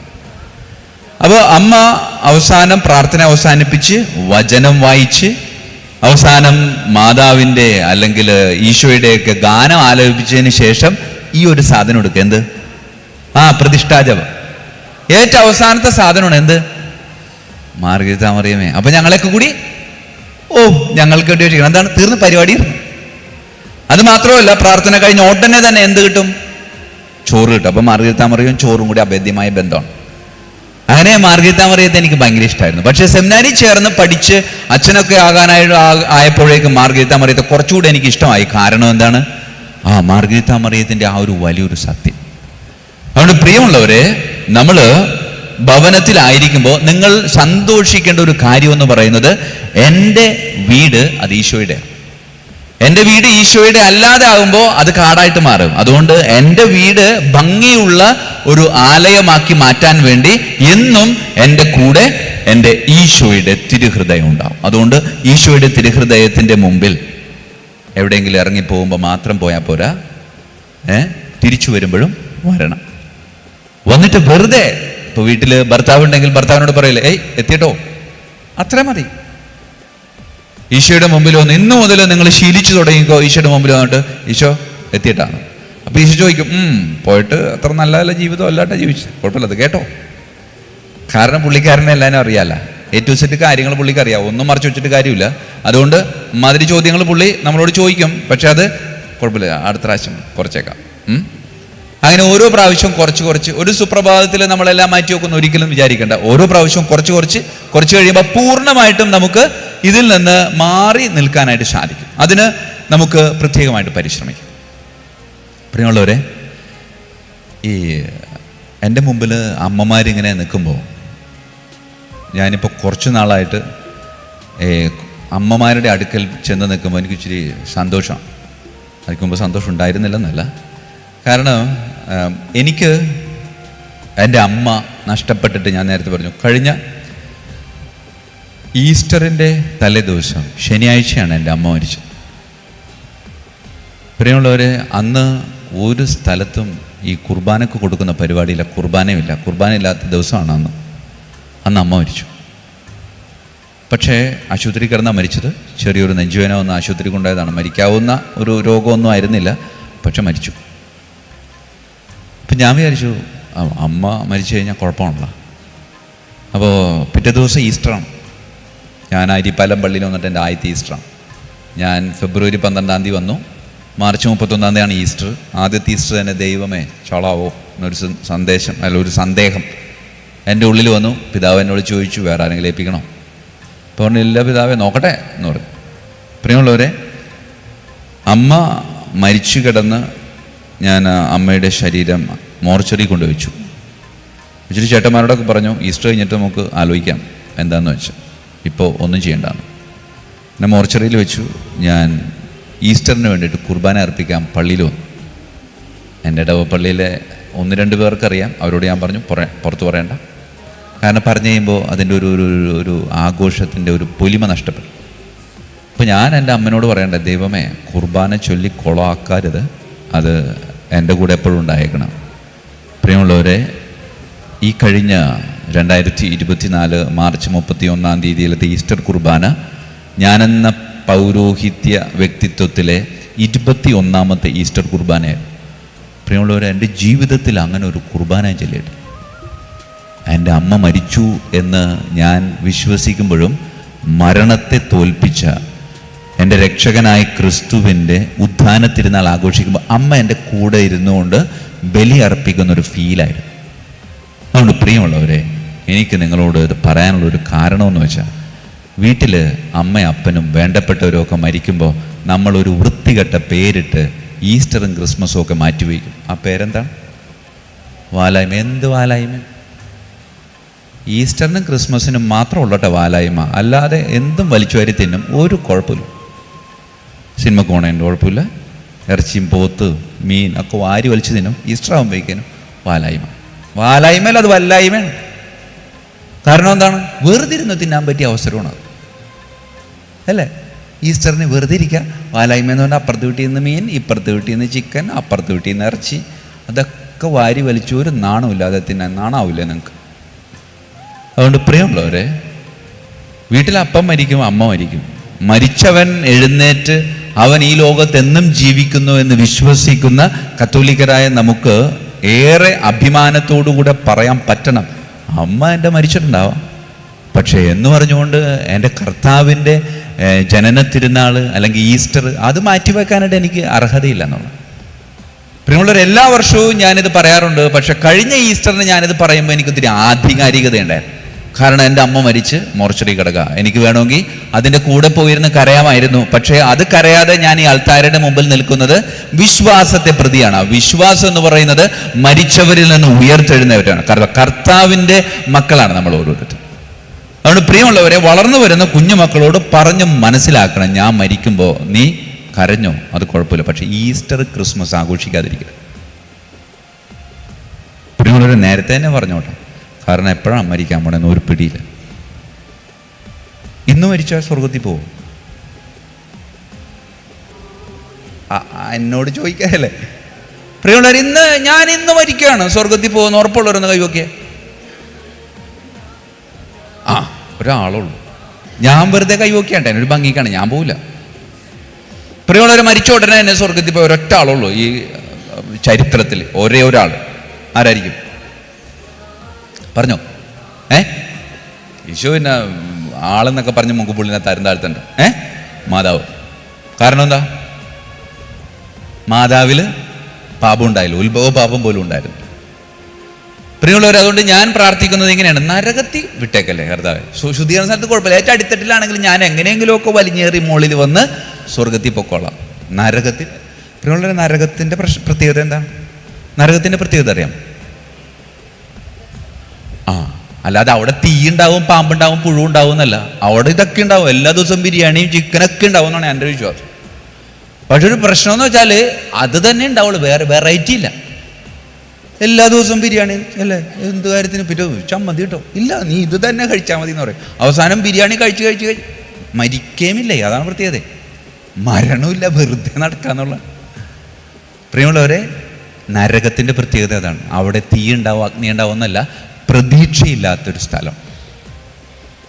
പ്രതീക്ഷയില്ലാത്തൊരു സ്ഥലം.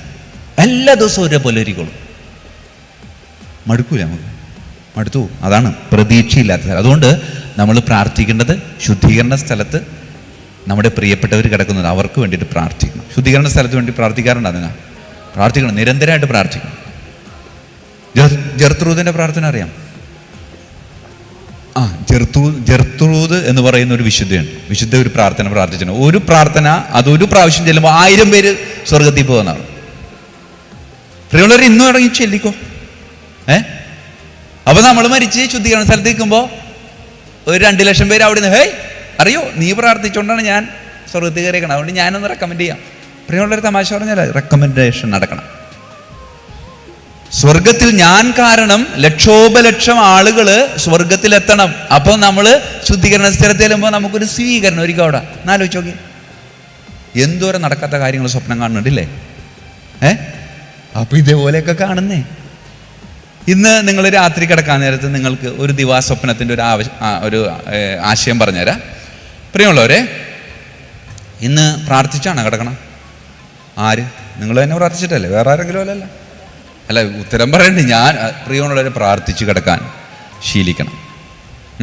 പ്രാർത്ഥിച്ച് കിടന്നിട്ട് ഇന്ന് ശരിക്കും പറഞ്ഞാൽ വിശ്വാസ പ്രമാണമൊക്കെ ചൊല്ലി പ്രാർത്ഥിച്ച് ഉറങ്ങണമെന്നാണ്. പക്ഷെ ഇന്ന് ഒരു ചെറുതായിട്ടൊരു ചിന്ത, വേറെ ഒന്നുമല്ല, എന്നെ വിശുദ്ധയായിട്ട് പ്രഖ്യാപിക്കാൻ പോണേ. എവിടെ? വത്തിക്കാനിൽ സെൻറ്റ് പീറ്റേഴ്സ് സ്ക്വയറിൻ്റെ ഫ്രണ്ടിൽ മറ്റേ 24 അടി വലിപ്പത്തിൽ പടം ഇങ്ങനെ നല്ല പടം എടുത്ത് വെച്ചേക്കട്ടെ, വേണം. കാരണം മോശം അവർ നല്ല അത് തിരിച്ച് ചിലവാക്കിക്കോ. അങ്ങനെ സ്വപ്നം കാണുക. അതുമല്ല ഇത്, കാരണം നമ്മുടെ ഈ നാട്ടിൽ നിന്ന് ഒരു വിശുദ്ധിയാകുമ്പോൾ സ്വാഭാവികമായിട്ടും സെബാസ്റ്റ്യാൻ സുണേറെ മാറിക്കും. എന്നിട്ട് നമ്മുടെ ഒരു 6 അടി പൊക്കമുള്ളൊരു പ്രതിമ, അതിൻ്റെ മുമ്പിൽ തിരിസ്റ്റാൻഡ്, നമ്മളോട് ദേഷ്യമുള്ള ചേച്ചിയൊക്കെ വന്ന് പ്രാർത്ഥിക്കണം. ഇപ്പം തരും അല്ലേ, നീ ചോദിക്കടി, നീ ചോദിക്കും, ഞാൻ നിനക്ക് തരൂ, അങ്ങനെയൊക്കെ പറഞ്ഞോ ഒരു സന്തോഷത്തിന്. ഇന്ന് നിങ്ങളെ ഓരോരുത്തരെയും വിശുദ്ധയായിട്ട് പ്രഖ്യാപിച്ചുകൊണ്ടുള്ള ഒരു വത്തിക്കാൻ്റെ കുർബാന നിങ്ങൾ മനസ്സിൽ കാണാം. ഇത് കിടന്നുറങ്ങാം. എന്നാലോചിച്ചു നോക്കേ അല്ലേ? സംഭവിക്കുമോ? താല്പര്യമില്ല, സംഭവിക്കില്ല എന്ന് പറഞ്ഞു. പ്രിയമുള്ളവരെ, വിശുദ്ധ ആകുക എന്ന് പറഞ്ഞത് ബേസിക് നീഡാണ്, അടിസ്ഥാനപരമായ ഒരു ആവശ്യമാണ് വിശുദ്ധ. നമ്മൾ സ്വർഗത്തിൽ പോകാന്നുള്ള നമ്മുടെ ആഗ്രഹമല്ല അല്ലേ? സ്വർഗത്തിൽ പോകണം താല്പര്യമില്ലേ? വിശുദ്ധന്മാർക്ക് മാത്രം സ്വർഗത്തിൽ പോകാൻ പറ്റുമോ? ശുദ്ധീകരണ സ്ഥലത്തിൽ അവിടെ വെറുതെ അവിടെ നിന്ന് പതുക്കെ കയറി വരും. പ്രിയമുള്ളവരെ, ശുദ്ധീകരണ സ്ഥലത്തിൽ കിടക്കണവരുടെ ഒരു അവസ്ഥ ഒന്ന് ആലോചിക്കണം കേട്ടോ. ശുദ്ധീകരണ സ്ഥലത്തിലുള്ളവർക്ക് വേണ്ടിയിട്ട് നിങ്ങൾ പ്രാർത്ഥിക്കുന്നുണ്ടോ ഇല്ലയോ എന്നുള്ളത്. ശുദ്ധീകരണ സ്ഥലത്തിൽ കിടക്കുന്ന നമ്മുടെ പ്രിയപ്പെട്ടവർ ചിലപ്പോൾ നമ്മളെ നോക്കി കരയുന്ന ചില അവസരങ്ങളുണ്ടെന്ന് അവർ. വേറെ ഒന്നുമല്ല, നമ്മളിങ്ങനെ ഞായറാഴ്ച പള്ളിയിൽ പോയേക്കാണ്. ഞായറാഴ്ചയാണല്ലോ ഏറ്റവും കർത്താവിൻ്റെ ദിവസം. അതൊന്ന് ആഘോഷമായിട്ട് കുർബാനയൊക്കെ ചൊല്ലി. പക്ഷേ നമ്മുടെ മരിച്ച പ്രിയപ്പെട്ടവർക്ക് വേണ്ടി നമ്മൾ ഓർത്തില്ല എന്ന് വിചാരിക്കും അല്ലേ? ഓർക്കാത്ത ദിവസങ്ങളൊക്കെ ഇല്ലേ? ചില ദിവസങ്ങൾ മറന്നു പോകും. അപ്പോൾ ഭയങ്കര സങ്കടം ഒരുക്കുള്ളൂ. അതുകൊണ്ട് അങ്ങനെ ഒരു സങ്കടം കൊടുക്കില്ല എന്ന് തീരുമാനിക്കണം. ഏതൊക്കെ പള്ളിയിൽ എപ്പോഴൊക്കെ പ്രാർത്ഥിക്കാൻ പോകുന്നുവോ അപ്പോഴൊക്കെ എൻ്റെ പ്രിയപ്പെട്ടവർക്ക് വേണ്ടി ഞാൻ പ്രാർത്ഥിക്കുന്നു തീരുമാനം എടുത്തിട്ട് മുന്നോട്ട് പോകും. അവിടെയാണ് നമ്മുടെയൊക്കെ ജീവിതത്തിൽ വല്ലാത്തൊരു വിജയം ഉണ്ടാവുക എന്ന് പറയുന്നത്. പ്രിയമുള്ളവരെ, നമ്മൾ 1-2 കാര്യങ്ങൾ ഞാൻ നിങ്ങളെ പറയാനായിട്ട് ആഗ്രഹിക്കാം. ഒരു 10 കൽപ്പന അറിയാമോ? 10 കൽപ്പനകൾ അറിയാമോ? അല്ലേ? ദൈവപ്രമാണങ്ങൾ 10 അറിയാമോ? ചോദിച്ചാൽ മറ്റേ തന്നെ സംഭവം പ്രശ്നമാണ്, എനിക്കറിയാം. അതുകൊണ്ട് ചോദിക്കൂല നമ്മൾ. അതൊരു ഈണത്തിൽ ഒരു താളത്തിൽ പോയിക്കൊണ്ടിരിക്കുക അല്ലേ? പിന്നെ സ്ത്രീകളാകുമ്പോൾ നിങ്ങൾ എളുപ്പത്തിൽ ജയിക്കും. എന്താണെന്നാവോ, എല്ലാ പ്രാവശ്യവും ഈ ആണുങ്ങൾക്കാണ് ഗതികേട്. അവർ അങ്ങോട്ടും ഇങ്ങോട്ടും ഒക്കെ 2-3 പ്രാവശ്യമൊക്കെ നമസ്കാരം കേൾക്കാൻ വരും. നിങ്ങളത് രക്ഷപ്പെടുകയും ചെയ്യും. അതെന്താണ് അതിൻ്റെ ഗുട്ടൻസ് എന്ന് ഒരു പിടുത്തം കിട്ടിയിട്ടില്ല. അതുകൊണ്ട് ഞാനിപ്പോൾ നമസ്കാരം കേൾക്കാറില്ല. കാരണം ആണുങ്ങൾ തോറ്റുപോകും, പെണ്ണുങ്ങൾ ജയിക്കുകയും ചെയ്യും. അവിടെ തുടങ്ങിയ ഒരു അപകർഷതാബോധം ഉണ്ടാവണ്ടല്ല എന്ന് വിചാരിച്ച് ഞാൻ ആണുങ്ങളോടും പെണ്ണുങ്ങളോടും പറയും, 1 മാസം ഞാൻ ഇപ്പോഴത്തെ നമസ്കാരം കേൾക്കണം. എൻ്റെ ഒരു ശൈലി എന്ന് വെച്ചാൽ വേറെ, വേദപാഠ പുസ്തകമില്ലേ ചെറുത്, അതിനകത്താണല്ലോ ചോദ്യങ്ങളുള്ളത്. അതെടുത്ത് അങ്ങോട്ട് കൊടുത്തിട്ട് പറയും, മോനെ ഒന്നുകിൽ ഇതിലുള്ള ചോദ്യങ്ങൾ മുഴുവനും ഞാൻ ചോദിക്കും, അതിനുത്തരം പറയണം, അല്ലെങ്കിൽ 1 മാസം പള്ളിയിൽ വരണം. ഏതാണ്? പള്ളിയിൽ ഒന്നുള്ള അച്ഛൻ. പ്രിയമുള്ളവർ, എനിക്ക് ഭയങ്കര സന്തോഷമാണ് അത് കേൾക്കാൻ. കാരണം അത് മുഴുവൻ അരിച്ചു പെറുക്കിയാൽ കിട്ടുന്നതിനേക്കാളും 1,00,000 ഇരട്ടി കൃപ ഒറ്റ മാസം വിശുദ്ധ ബലിയിൽ ഒരുമിച്ച് കണ്ടിന്യൂസ് ആയിട്ട് പങ്കെടുത്താൽ കിട്ടുമെന്ന്. അതുകൊണ്ട് ഞാൻ മറ്റതിനാണ് പ്രാധാന്യം കൊടുക്കുന്നത്. പ്രിയമുള്ളവരെ, അതിന് നിങ്ങളും പ്രാധാന്യം കൊടുക്കണം. അപ്പോൾ ഞാനൊരു കുറച്ച് നല്ല അമ്മമാരാ അല്ലെങ്കിൽ നല്ല മാതാപിതാക്കളാവാൻ വേണ്ടിയിട്ടുള്ള കുറച്ച് കാര്യങ്ങൾ ഞാൻ നിങ്ങളോട് പറയാൻ ആഗ്രഹിക്കാം. പ്രിയമുള്ളവരെ, ഞാൻ അല്ലേ വീട്ടിലെ ഏറ്റവും പ്രധാനപ്പെട്ട ആളാരാണ്? ഒപ്പച്ചൻ നോണയുണ്ടല്ലോ. വീട്ടിലെ ഏറ്റവും പ്രധാനപ്പെട്ട ആളാരാണ്? അമ്മച്ചിയാണ്. അപ്പച്ചനാണ്. ഓക്കെ, പ്രിയമുള്ളവരെ ആലോചിച്ച് നോക്കാം. ഓക്കെ, അങ്ങനെ അപ്പച്ചനാണ് പ്രധാനപ്പെട്ട എന്നാണ് പറഞ്ഞത്. കൂട്ടുകാരത്തിലൂടെ നടന്നു പോയാണ് വീടിൻ്റെ സൈഡിൽ കൂടി. അപ്പോൾ പറയും, എന്തേടാ എൻ്റെ അപ്പച്ചൻ്റെ വീട്, അങ്ങനെയാണോ പറയണം? പിന്നെ എന്താ പറയണം? എൻ്റെ വീടാണ്. അപ്പോൾ പ്രധാനപ്പെട്ട ആളാരാണ്? ഞാനല്ലാതെ ഒരാളില്ല അവിടെ. ഈ വീടിൻ്റെ ഏക രക്ഷാധികാരി ഞാനാകുന്നു, ഞാനല്ലാതെ വേറൊരു രക്ഷാധികാരി ഈ വീടിന് ഇല്ല. പിന്നെ ഒരു ഭംഗിക്ക് മറ്റുള്ളവർ ചോദിക്കുമ്പോൾ പറയുമെന്നല്ലാതെ ശരിക്കും പ്രിയമുള്ള LKG പഠിക്കുന്ന ഒരു കൊച്ച്, ആ കൊച്ചിൻ്റെ കൂട്ടുകാരത്തിലൂടെ ഈ വീടിൻ്റെ സൈഡിൽ കൂടി പോകുമ്പോൾ, ദേടി എൻ്റെ അപ്പൻ്റെ വീട് പറയോ? പിന്നെ എന്താ പറയാൻ പോണ? എൻ്റെ വീട് എന്നാണ്. ഏത് കാലഘട്ടത്തിലും ഈ വീട് അതെൻ്റെയാണ്. വീട്ടിലെ ഏറ്റവും പ്രധാനപ്പെട്ട ആളാരാണ്? ഞാനാണ്. ഞാൻ വീട്ടിലില്ലെങ്കിൽ എന്തെങ്കിലും നടക്കുമോ? ഒന്നും നടക്കില്ല എന്നാണ് നമ്മുടെ വിചാരം. പക്ഷേ ഏറ്റവും കൂടുതൽ സന്തോഷിക്കണത് നമ്മില്ലാത്തപ്പോഴാണ്. CCTV ഒക്കെ വീട്ടിലുണ്ടാ, ഒരെണ്ണം മേടിച്ച് നോക്കണം കേട്ടോ. അവരെന്ത് ചെയ്യണമെന്ന് അറിയാൻ വേണ്ടിയില്ല, അവരുടെ സന്തോഷം ഒന്ന് കാണണം നമ്മൾ പുറത്ത് പോകുമ്പോൾ. പ്രിയമുള്ളവരെ, അത് നിങ്ങൾ കുറച്ച് കാശ് പോയാലും കുഴപ്പമില്ലെന്നേ. അപ്പം നമുക്കറിയാൻ പറ്റും, അയ്യോ എന്തൊരു സന്തോഷത്തിലാണ് അവർ ജീവിക്കണത്. അപ്പം നമുക്ക് മരിക്കാൻ കുഴപ്പമുണ്ടാവില്ല. നമുക്കിപ്പോൾ മരിക്കാൻ പേടി എന്താണ്? ദൈവമേ അവരിത് എങ്ങനെ ജീവിക്കുമെന്ന് വിചാരിച്ചിട്ടാണ്. മരിച്ചു കഴിയുമ്പോൾ പിറ്റേ ദിവസം തുടങ്ങി നമ്മൾ കറക്റ്റ് CCTV ആണ് നമുക്ക് കിട്ടും. പക്ഷെ തിരിച്ചു വരാൻ പറ്റില്ല. CCTVയുടെ പ്രത്യേകത എന്ന് വെച്ചാൽ നമുക്ക് തിരിച്ചു വരാം. മറ്റേ മരണം കഴിഞ്ഞ ഉടനെ നമുക്ക് എല്ലാം കൃത്യമായിട്ട് കാണാൻ പറ്റും. അപ്പോൾ വീട്ടിലെ ജീവിത പങ്കാളിയൊക്കെ ദൈവമേ തലകുത്തി മറിഞ്ഞിട്ട് സങ്കടം വരെ നമുക്ക്. ആദ്യത്തെ കുറച്ച് ദിവസം നാട്ടുകാരെ കാണിക്കാൻ വേണ്ടി കുറച്ച് കരയായിരിക്കും. പക്ഷെ അതിന് ശേഷമുള്ള ലൈഫില്ലേ, അതറിയാൻ വേണ്ടിയിട്ട് ആരും അറിയാതെ ഒരു CCTV വെച്ചോക്കെ മരിക്കാൻ പേടിയില്ലാവും. നിങ്ങൾക്ക് സന്തോഷത്തോടെ മരിക്കാൻ പറ്റും. അതുകൊണ്ട് പ്രിയമുള്ളവരെ, ഞാൻ വീട്ടിൽ നിന്ന് പോകുമ്പോൾ നമ്മൾ വിചാരിക്കും, ദൈവമേ ഇന്ന് അവിടെ ഭക്ഷണം മര്യാദ കഴിക്കില്ല, ഒരു ടേസ്റ്റും ഉണ്ടാവില്ല, ഇത് ഞാൻ വെച്ചിട്ടുണ്ടെങ്കിൽ എന്തിനു കൊള്ളാം. എന്നിട്ട് തിരിച്ചു വരുമ്പോൾ മക്കളോട് ചോദിക്കും, മക്കളെ ഭക്ഷണം ഒന്നിനും കൊള്ളില്ലായിരുന്നു അമ്മച്ചി എന്ന് പറയും. എവിടെ ഒടുക്കത്തെന്ന് കൊണ്ടാണ് ആ പറയണത്. CCTV വെച്ചാൽ കറക്റ്റായിട്ട് അറിയാൻ പറ്റും. അവർ മോളെ ടേസ്റ്റ് ഉണ്ടാ, ഭക്ഷണത്തിന് രസമില്ലെങ്കിലും ഒരു സമാധാനം ഇല്ല വെച്ചാ. അതുകൊണ്ട് അത് നമുക്കൊരു വിഷയമല്ല എന്ന് പറയും. അപ്പം നമുക്ക് നമ്മുടെ ജീവിതത്തെ കൃത്യമായിട്ട് അറിയാവുന്ന ഒരു മേഖലയാണ് എന്ത് ഈ ഞാൻ പറഞ്ഞ കാര്യമായിട്ട് പറഞ്ഞു. ഒരു CCTV മേടിച്ച് വെച്ചേക്കട്ടെ വീട്ടിൽ, വീട്ടുകാർ അറിയണ്ട എളുപ്പത്തിൽ. അപ്പോൾ വീട്ടിൻ്റെ അവസ്ഥ നമുക്ക് അറിയാൻ പറ്റും. നമുക്ക് ബുദ്ധിമുട്ടില്ലാണ്ടാവും. എന്നാൽ മരണത്തെ പേടിയെന്ന് വെച്ചാൽ അയ്യോ അയാൾ എന്ത് ചെയ്യും, മക്കളാര് നോക്കുന്നൊക്കെ നമുക്ക് പേടി മരണത്തെ. പക്ഷെ അതൊക്കെ ഇത് പെട്ടെന്ന് മനസ്സിലാക്കാൻ പറ്റും. അപ്പോൾ ഒരു കുഴപ്പമുണ്ടാവില്ല, വളരെ ഹാപ്പിയായിട്ട് മരിക്കാം. വളരെ ഹാപ്പിയായിട്ട് മരിച്ചിട്ടുണ്ടെങ്കിൽ എവിടെ എത്തും? സ്വർഗത്തിലെത്താനുള്ള സാധ്യതയുണ്ട്. ശുദ്ധീകരണ സ്ഥലത്ത് നിന്ന് പെട്ടെന്ന് മുകളിലേക്ക് പോകാനുള്ള സാധ്യത. അതുകൊണ്ട് വീട്ടിലെ ഏറ്റവും പ്രധാനപ്പെട്ട ഒരു വ്യക്തി അത് ഞാനാണെന്നാണ് പറയുന്നത്.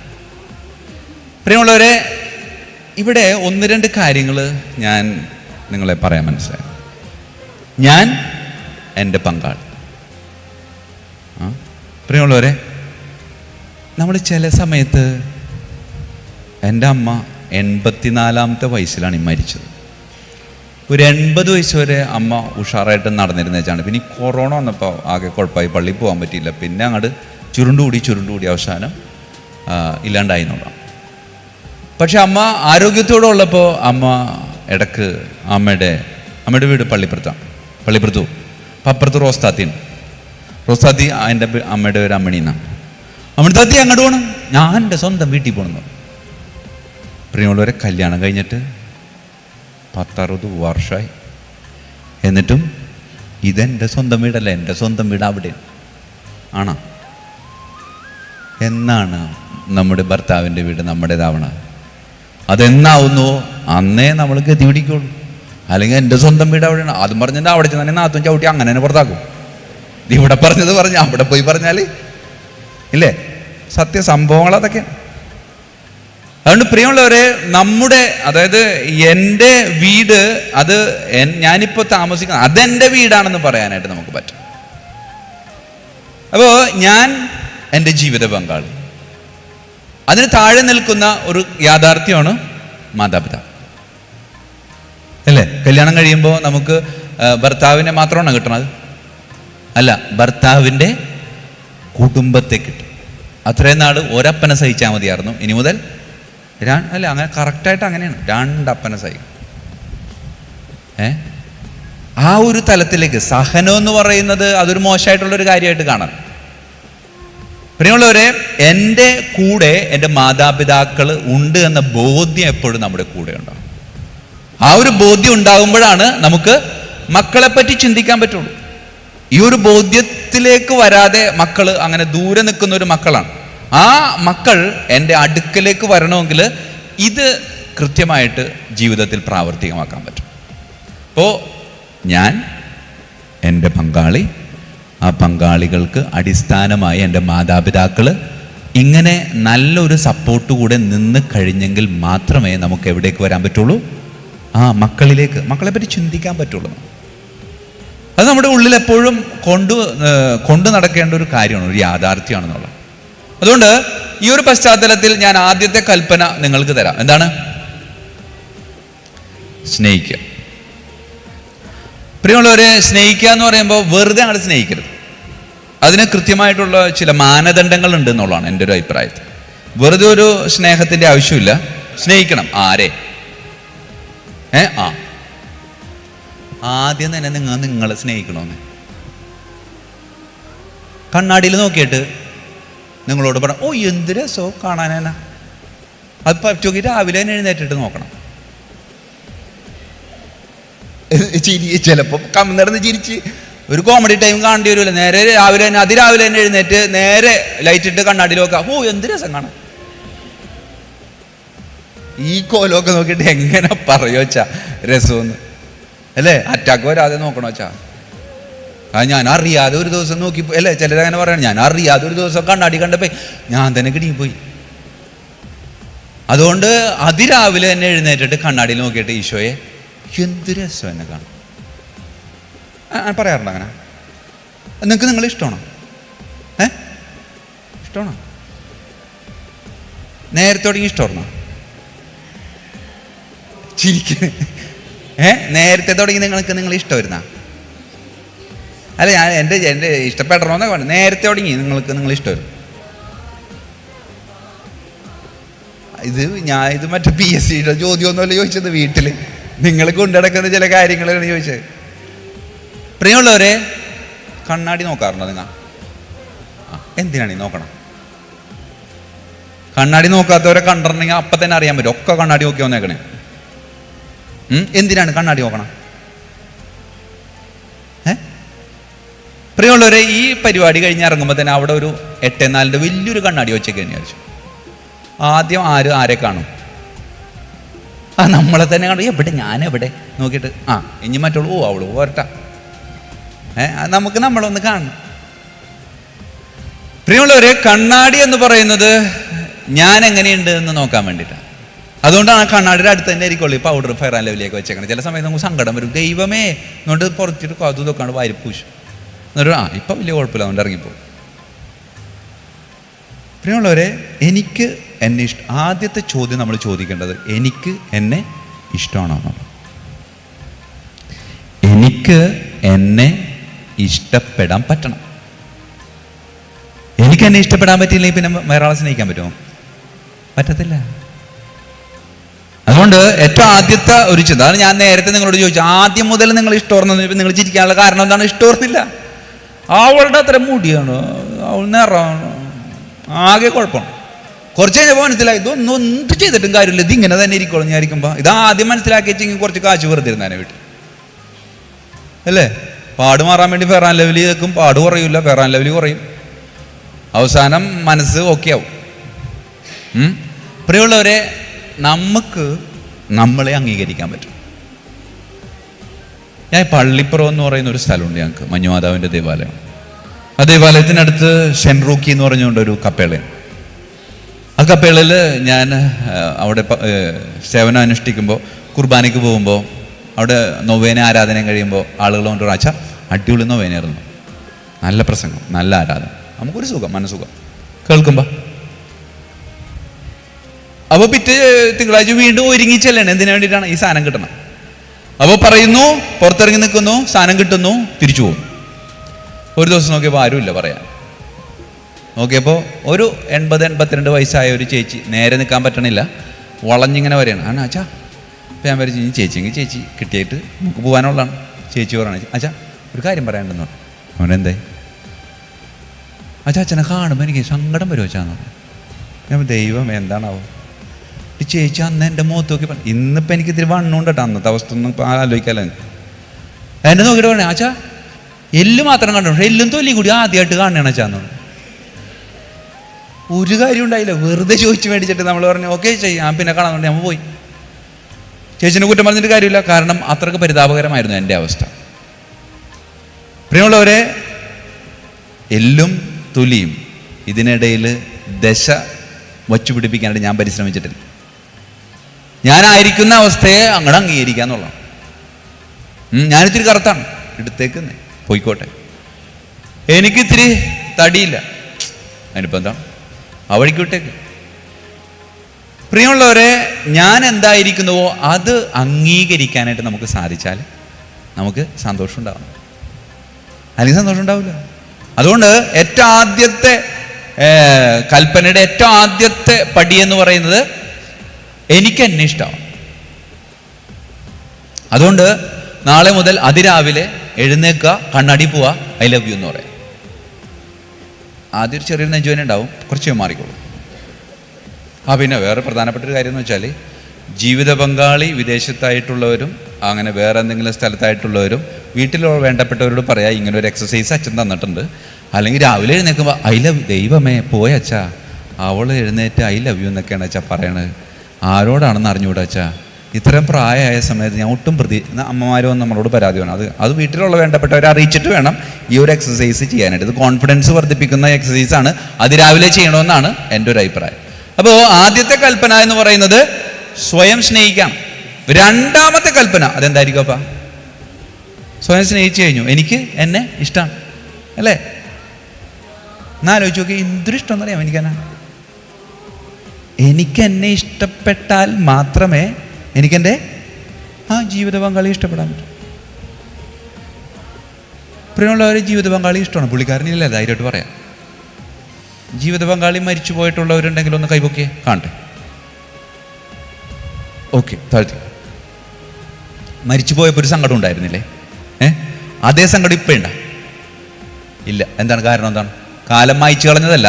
ആ വ്യക്തി മരിച്ചു പോയതിന് ശേഷം ഞാൻ ആ വ്യക്തിക്ക് വേണ്ടി അർപ്പിച്ചിട്ടുള്ള ആത്മശാന്തിക്ക് വേണ്ടിയുള്ള പ്രാർത്ഥന തമ്പുരാൻ ശ്രവിച്ചു എന്നതിൻ്റെ അടയാളമാണ് ഇപ്പോൾ സങ്കടം കുറഞ്ഞത്, സ്വർഗത്തിലേക്ക് എത്തിയിട്ടുണ്ടെന്നുള്ള.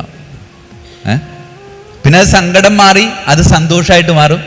പിന്നെ ജീവിത പങ്കാളിയോട് പ്രാർത്ഥിക്കാൻ ആരംഭിക്കും. അത് ഇതിൻ്റെയൊക്കെ ഒരു വകഭേദമാണ്. മരണം എന്തായാലും സംഭവിക്കുന്ന ഒരു കാര്യമാണ്, പക്ഷെ അത് സംഭവിക്കും. പ്രിയമുള്ളവരെ, ജീവിത പങ്കാളിയെ ഇഷ്ടമാണെന്ന് ചോദിച്ചാൽ ഇഷ്ടമാണെന്ന് പറയുള്ളൂ. കാരണം എന്താണ്? നമ്മൾ പള്ളിയുടെ മുമ്പിൽ വെച്ച് പറഞ്ഞാണ് അച്ഛന്ന് ഇയാൾ ഇഷ്ടമാണെന്ന് ചോദിച്ചപ്പോൾ ഞാൻ അച്ഛൻ്റെ മുമ്പിൽ വെച്ച് പറഞ്ഞു ഈ ഇഷ്ടമാണ്. എവിടം വരെയാണ് ഇഷ്ടം? മരണം വരെ. എൻ്റെ ഒരു കൂട്ടുകാരൻ വന്നിട്ട് പറഞ്ഞു, അച്ഛൻ എനിക്കിത് അറിയാമായിരുന്നു എന്തെങ്കിലും പ്രശ്നം ഉണ്ടാകുന്നതുകൊണ്ട് ഞാൻ അച്ഛൻ മരണമെന്ന് പറഞ്ഞപ്പോൾ ഞാൻ മകരമെന്നാണ് പറഞ്ഞത്. അടുത്ത മകരം വരെ പിന്നെ എങ്ങനെയെങ്കിലും രക്ഷപ്പെടണമെന്ന്. അതുകൊണ്ട് ഞാൻ ഒരിക്കലും കർത്താവിൻ്റെ വാക്ക് ധിക്കരിച്ചിട്ടില്ല അച്ഛൻ. പ്രിയമുള്ളൊരു അഡ്ജസ്റ്റ്മെൻറ്റ്സ് പലതും ഉണ്ടാവും. പക്ഷെ നമ്മൾ ചിന്തിക്കേണ്ട ഒരു കാര്യമുണ്ട്. ഏറ്റവും പ്രധാനപ്പെട്ട ഒരു കാര്യം എന്ന് പറയുന്നത്, എനിക്ക് എൻ്റെ ജീവിത പങ്കാളിയെ ഇഷ്ടപ്പെടണമെങ്കിൽ എനിക്ക് ആദ്യം എന്നെ ഇഷ്ടപ്പെടണം. പ്രിയമുള്ളവരെ, വളരെ സിമ്പിളായിട്ട് ചോദിച്ചാൽ, വീണ്ടും ഒരു ജനനം ഉണ്ടെങ്കിൽ, വീണ്ടും ഒരു കല്യാണം കഴിക്കണമെങ്കിൽ എനിക്ക് എൻ്റെ ജീവിത പങ്കാളി തന്നെ വേണമെന്നുള്ളവരൊന്ന് കൈവക്കാം. പൊക്കും. കാരണം എന്താണ്? അല്ലെങ്കിൽ അവള് അച്ഛാ എടി ഇന്ന് അവിടെ അവൾ പൊക്കിയെന്നുകൊണ്ട് നമ്മുടെ ചേട്ടനോട് ഇന്ന് തീർന്നു നമ്മുടെ ജീവിതം.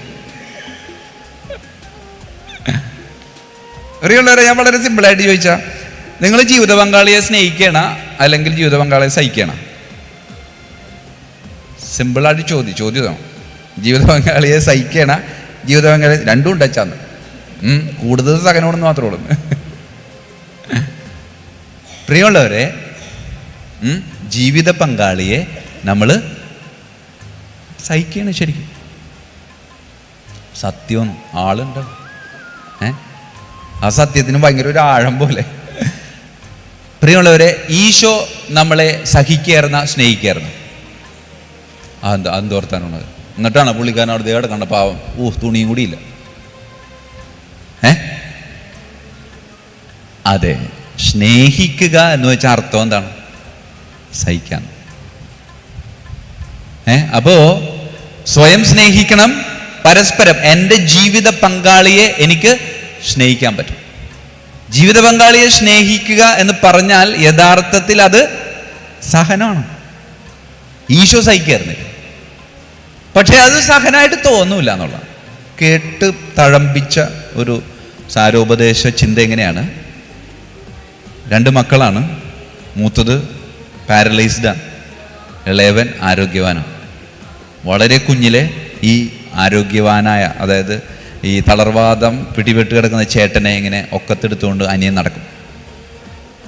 ഈ അനിയൻ ഇങ്ങനെ ആരോഗ്യവാനാണെങ്കിലും അതിനേക്കാളും വെറുതെ ഇങ്ങനെ ഇരുന്ന് തിന്നുന്നത് കൊണ്ട് ഈ തളർന്നു കിടക്കുന്നവൻ ഭയങ്കരമായിട്ട് തടി വെച്ചു.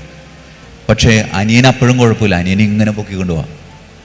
അപ്പോൾ ഒരു ദിവസം വലിയ ഒരു തിരക്കിൻ്റെ ഇടയിലൂടെ അനിയൻ ഈ ചേട്ടനെയും പൊക്കിക്കൊണ്ട് പോയപ്പോൾ ഇവരെ പരിചയമില്ലാത്ത ഒരാൾ അവിടെ നിന്ന് പറഞ്ഞു, എന്തൊരു ഭാരമാണ് ആ അനിയൻ ആ ചെക്കൻ പൊക്കിക്കൊണ്ട് പോകണമെന്ന് ചോദിച്ചു. അങ്ങനെ അനിങ്ങനെ തിരിഞ്ഞിട്ട് പറഞ്ഞു, ചേട്ടാ ഇത് ഭാരമല്ല, ഇതെൻ്റെ ചേട്ടനാണെന്ന്. ചേട്ടാ ഇത് ഭാരമല്ല, ഇതെൻ്റെ ചേട്ടനാണ്. പ്രിയമുള്ളവരെ, അവിടെയാണ് സ്നേഹം വരുന്നത്. ഞാൻ സഹിക്കുന്നത് ഇതെൻ്റെ മകൾക്ക് വേണ്ടിയിട്ടാണ്, അല്ലെങ്കിൽ ഇതെൻ്റെ അപ്പന് വേണ്ടിയിട്ടാണ്, ഇതെൻ്റെ ഭർത്താവിന് വേണ്ടിയിട്ടാണെന്ന് ഞാൻ പറയുമ്പോൾ അവിടെ സഹനം എന്താകണം? സ്നേഹമായി മാറും. അതുകൊണ്ടായിരിക്കണം മലയാളത്തിൽ അല്ലേ വളരെ എളുപ്പത്തിൽ ഈ 3 അക്ഷരങ്ങളൊന്ന് അങ്ങോട്ടും കൊണ്ട് തിരിച്ചിട്ടാൽ എന്തായി? ഓക്കെ, വളരെ സിമ്പിളായിട്ട് എന്തായി? അക്ഷരങ്ങളുടെ ക്രമീകരണത്തിലുള്ളൊരു മാറ്റമാണ് സഹനത്തെ സ്നേഹമാക്കും, സ്നേഹത്തെ സഹനാക്കുന്നു. പ്രിയമുള്ളവരെ, ഞാൻ ഇപ്പോൾ ഓർക്കുന്നൊരു കാര്യമുണ്ട്. ഒരച്ഛൻ പങ്കുവെച്ച ഒരു കഥയാണോ സംഭവമാണോ എന്നറിയില്ല. ഒരു ദിവസം ഇങ്ങനെ ഈ ക്രിസ്ത്യൻ ധ്യാനം നടത്തിക്കൊണ്ടിരിക്കുകയാണ് കുട്ടികൾക്ക് വേണ്ടിയിട്ട്. 3, 4, 5 ക്ലാസ്സിലെ കുട്ടികൾ. അവർ ഉച്ചയ്ക്ക് ഭക്ഷണമൊക്കെ അവർ പൊതിഞ്ഞു കൊണ്ടുവന്നിട്ടുണ്ട്. അവരങ്ങനെ ആഘോഷമായിട്ട് ഭക്ഷണം കഴിക്കും. ആട്ടവും പാട്ടും ഒക്കെ ആയിട്ട് ഇങ്ങനെ സന്തോഷത്തോടെ ധ്യാനം പോയിക്കൊണ്ടിരിക്കുക. അപ്പോൾ ധ്യാനത്തിൻ്റെ ഉച്ചഭക്ഷണത്തിൻ്റെ സമയത്ത് ഈ ധ്യാനം നടത്തുന്ന ധ്യാനഗുരു ഇവരുടെ ഇടയിലൂടെ ഇങ്ങനെ നടക്കുന്നുണ്ട്. അപ്പോൾ കുറച്ച് കുശലവർത്താനമൊക്കെ പറഞ്ഞിങ്ങനെ സന്തോഷിച്ചിങ്ങനെ നടക്കാം. അപ്പോൾ 2 പേര് അവർ ഭക്ഷണം കഴിച്ച് പാത്രമൊക്കെ കഴിച്ച് ഇങ്ങനെ നടന്നു വരിക. ഈ അച്ഛൻ വെറുതെ തമാശക്ക്, നിങ്ങളെന്തിനാ ധ്യാനത്തിന് വന്നെന്ന് ചോദിച്ചു. എനിക്ക് താല്പര്യം ഉണ്ടായില്ല അച്ഛാ, അമ്മ വിട്ടതാണ് നിർബന്ധിച്ച്. അങ്ങനെയെങ്കിലും 3 ദിവസത്തേക്ക് സ്വസ്ഥത വീട്ടിലുണ്ടാവില്ലോ എന്ന് വിചാരിച്ച് വിട്ടാണ് അച്ഛാന്ന്. അപ്പോൾ വളരെ ഓപ്പണായിട്ട് അതിങ്ങനെ പറഞ്ഞു എന്നുള്ളതാണ്. അപ്പോൾ അവൻ വീണ്ടും മറ്റവനോട് ചോദിച്ചാൽ, നീ എന്തിനാ ധ്യാനത്തിന് വന്നതെന്ന് ചോദിച്ചു. പിന്നെയുള്ളവരെ വെളുത്ത സുന്ദരൻ തുടുത്തു, ആപ്പിളുമല്ലായി. അപ്പോൾ തന്നെ അച്ഛൻ വിചാരിച്ചേ എന്ത് കുഴപ്പമുണ്ടല്ലോ, നീ എന്തിനാ ധ്യാനത്തിന് വന്നു? അപ്പോൾ അവൻ്റെ കൂട്ടുകാരൻ നോക്കി. അപ്പോൾ കൂട്ടുകാരൻ പറഞ്ഞു, നീ പറഞ്ഞോണ്ട് നമ്മുടെ അച്ഛനല്ലേ. അപ്പോൾ അവൻ പറയാണ്, അച്ഛൻ ഞാനേ ആരോടും പറയരുത് അച്ഛൻ. ഇല്ല ഞാൻ പറയില്ല, നീ ധൈര്യമായിട്ട് പറഞ്ഞു. അപ്പോൾ അവൻ പറഞ്ഞ മറുപടി ഇതാണ്, അച്ഛൻ ഞാൻ സ്നേഹിക്കുന്നു, കൊച്ചു ധ്യാനത്തിന് വന്നിട്ടുണ്ട്, അവളെ 3 ദിവസം കണ്ടിരിക്കാമെന്ന് വിചാരിച്ച് വന്നാണെന്ന്. 5ാം ക്ലാസ്സിൽ പഠിക്കുന്ന ചെക്കനാണ്. അപ്പോൾ 3 ദിവസം തൻ്റെ കാമുകിനെ കാണാൻ വേണ്ടിയിട്ട് ധ്യാനത്തിന് വന്നേക്കാണ്. അച്ഛൻ എന്ത് പറയണമെന്ന് അറിയാൻ പാടില്ലാണ്ടായി. അച്ഛൻ ചോദിച്ചായിട്ട് ഇത് അവൾക്കറിയാമോന്ന്. അവൾക്കറിയാം അച്ഛൻ, പിന്നെ ഇവനും അറിയാം, വേറെ ആർക്കും അറിഞ്ഞൂടാ. അതുകൊണ്ടാണ് ഞാൻ ആദ്യം തന്നെ പറഞ്ഞത് ആരോടും പറയരുത്. അത് നീ പോയി അവളെ വിളിച്ചിട്ടുണ്ടോന്നേന്ന് പറഞ്ഞു. അച്ഛൻ എൻ്റെ ഭാഗത്തോടെ കുട്ടിയെ കാണാൻ കിട്ടിയ അവസരം അവൻ പാഴാക്കിയില്ല. അവൻ ചെന്നു. കൊച്ച് നമ്മുടെ കാമുകൻ 5ാം ക്ലാസ്സിലാണ്, അപ്പോൾ കാമുകി 3ാം ക്ലാസ്സിലാണ് പഠിക്കുന്നത്. രാവിലെ അമ്മ കെട്ടിക്കൊടുത്ത മുടി 2 സൈഡിൽ ഇങ്ങനെ ആട്ടി ചെക്കനിങ്ങനെ വരികയാണ്. അപ്പോൾ ചെക്കനും പെണ്ണും കൂടി മറ്റേ പാരിഷ് ഹോളിലെ ധ്യാനം പതുക്കെ ഇങ്ങനെ വരിക. 3ാം ക്ലാസ്സിൽ പഠിക്കുന്ന കൊച്ചിന് എന്ത് നാണം ഉണ്ടാവാനാണ്. എന്നാലും അവൾ കുറച്ച് നാണമൊക്കെ അവിടെ നിന്നൊക്കെ കാഴ്ച കൊടുത്ത് മേടിച്ച് തലയിൽ വെച്ചിട്ടുണ്ട്. അങ്ങനെ തന്നെ ഇവൻ ഇങ്ങനെ നിൽക്കുക. 2 പേരും കൂടി മുമ്പിലേക്ക്. അച്ഛൻ ചോദിച്ചു, എടി ഇവൻ ഇങ്ങനെയൊക്കെ പറയണ്ടല്ലോ, ഇതിനകത്ത് എന്തെങ്കിലും സത്യമുണ്ടോ? അപ്പോൾ അവളിങ്ങനെ കുറച്ചു നേരം കൂട്ടുകാരനെ നോക്കി, മറ്റേ നമ്മുടെ കൂട്ടുകാരൻ്റെ കൂട്ടുകാരനെ നോക്കി, അച്ഛനെ നോക്കി. അപ്പോൾ കാമുകൻ പറഞ്ഞു, എടി നീ പറഞ്ഞു, ധൈര്യമായിട്ട് പറഞ്ഞു. അപ്പോൾ അവൻ പറഞ്ഞു, അച്ഛനോട് പറഞ്ഞു, ശരിയാണ് അച്ഛാ, എനിക്കാണ് ഭയങ്കര ഇഷ്ടമാണ്. അച്ഛന് പിന്നെ എന്ത് ചോദിക്കണമെന്ന് അറിഞ്ഞു.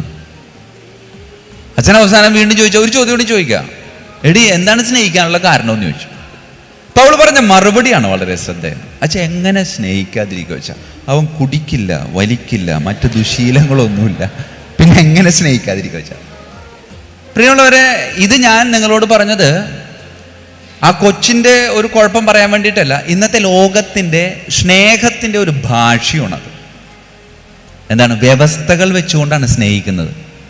അത് സ്നേഹമല്ല. അതെന്താണ്? അത് ഇഷ്ടമാണ്. ഇഷ്ടം എന്ന് പറയുന്നത് കഷ്ടപ്പാട് വരുമ്പോൾ നഷ്ടപ്പെട്ടു പോകണമെന്നാണ് ഇഷ്ടം.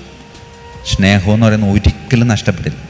എന്തൊക്കെ സംഭവിച്ചാലും അത് നമ്മുടെ കൂടെ ഉണ്ടാവും. അതുകൊണ്ട് എന്ത് സഹനം ഉണ്ടായാലും സ്നേഹം നിലനിൽക്കും. ഇപ്പം എൻ്റെ ജീവിത പങ്കാളിയോട്, എൻ്റെ കുടുംബത്തിലുള്ളവരോട് എനിക്ക് ഇഷ്ടമാണെങ്കിൽ അത് നഷ്ടപ്പെടും, ഉറപ്പാണ്. പക്ഷെ സ്നേഹമാണെങ്കിൽ അതെന്ത് സഹനം ഉണ്ടെങ്കിലും അതിങ്ങനെ മെച്ചപ്പെടുള്ളൂ എന്നാണ് പറയും. അതുകൊണ്ട് പ്രിയമുള്ളവരെ, നമ്മൾ ഈ ലോകത്ത് ജീവിക്കുമ്പോൾ ഏതൊരു മനോഭാവത്തിലൂടെയാണ് പോകുന്നത് എന്നൊന്ന് പരിശോധിക്കുന്നത് നല്ലതാണ്. നമ്മുടെയൊക്കെ വീടിനെ ഇങ്ങനെ കൊടുക്കാനാണ് ആഗ്രഹിക്കുന്നത്. ഞാൻ ഈ വീടിൻ്റെ ഒരു മോഡൽ അല്ലേ, സഹനമാണ്. സഹനം ഇങ്ങനെ പൊതിഞ്ഞു വെച്ചേക്കുക. എൻ്റെ വീട്ടിലെ സഹനം അപ്പുറത്തെ വീട്ടിലെ ആളറിയരുത്. അത് അങ്ങനെ ആവണമെങ്കിൽ സ്നേഹം ഉണ്ടാവും.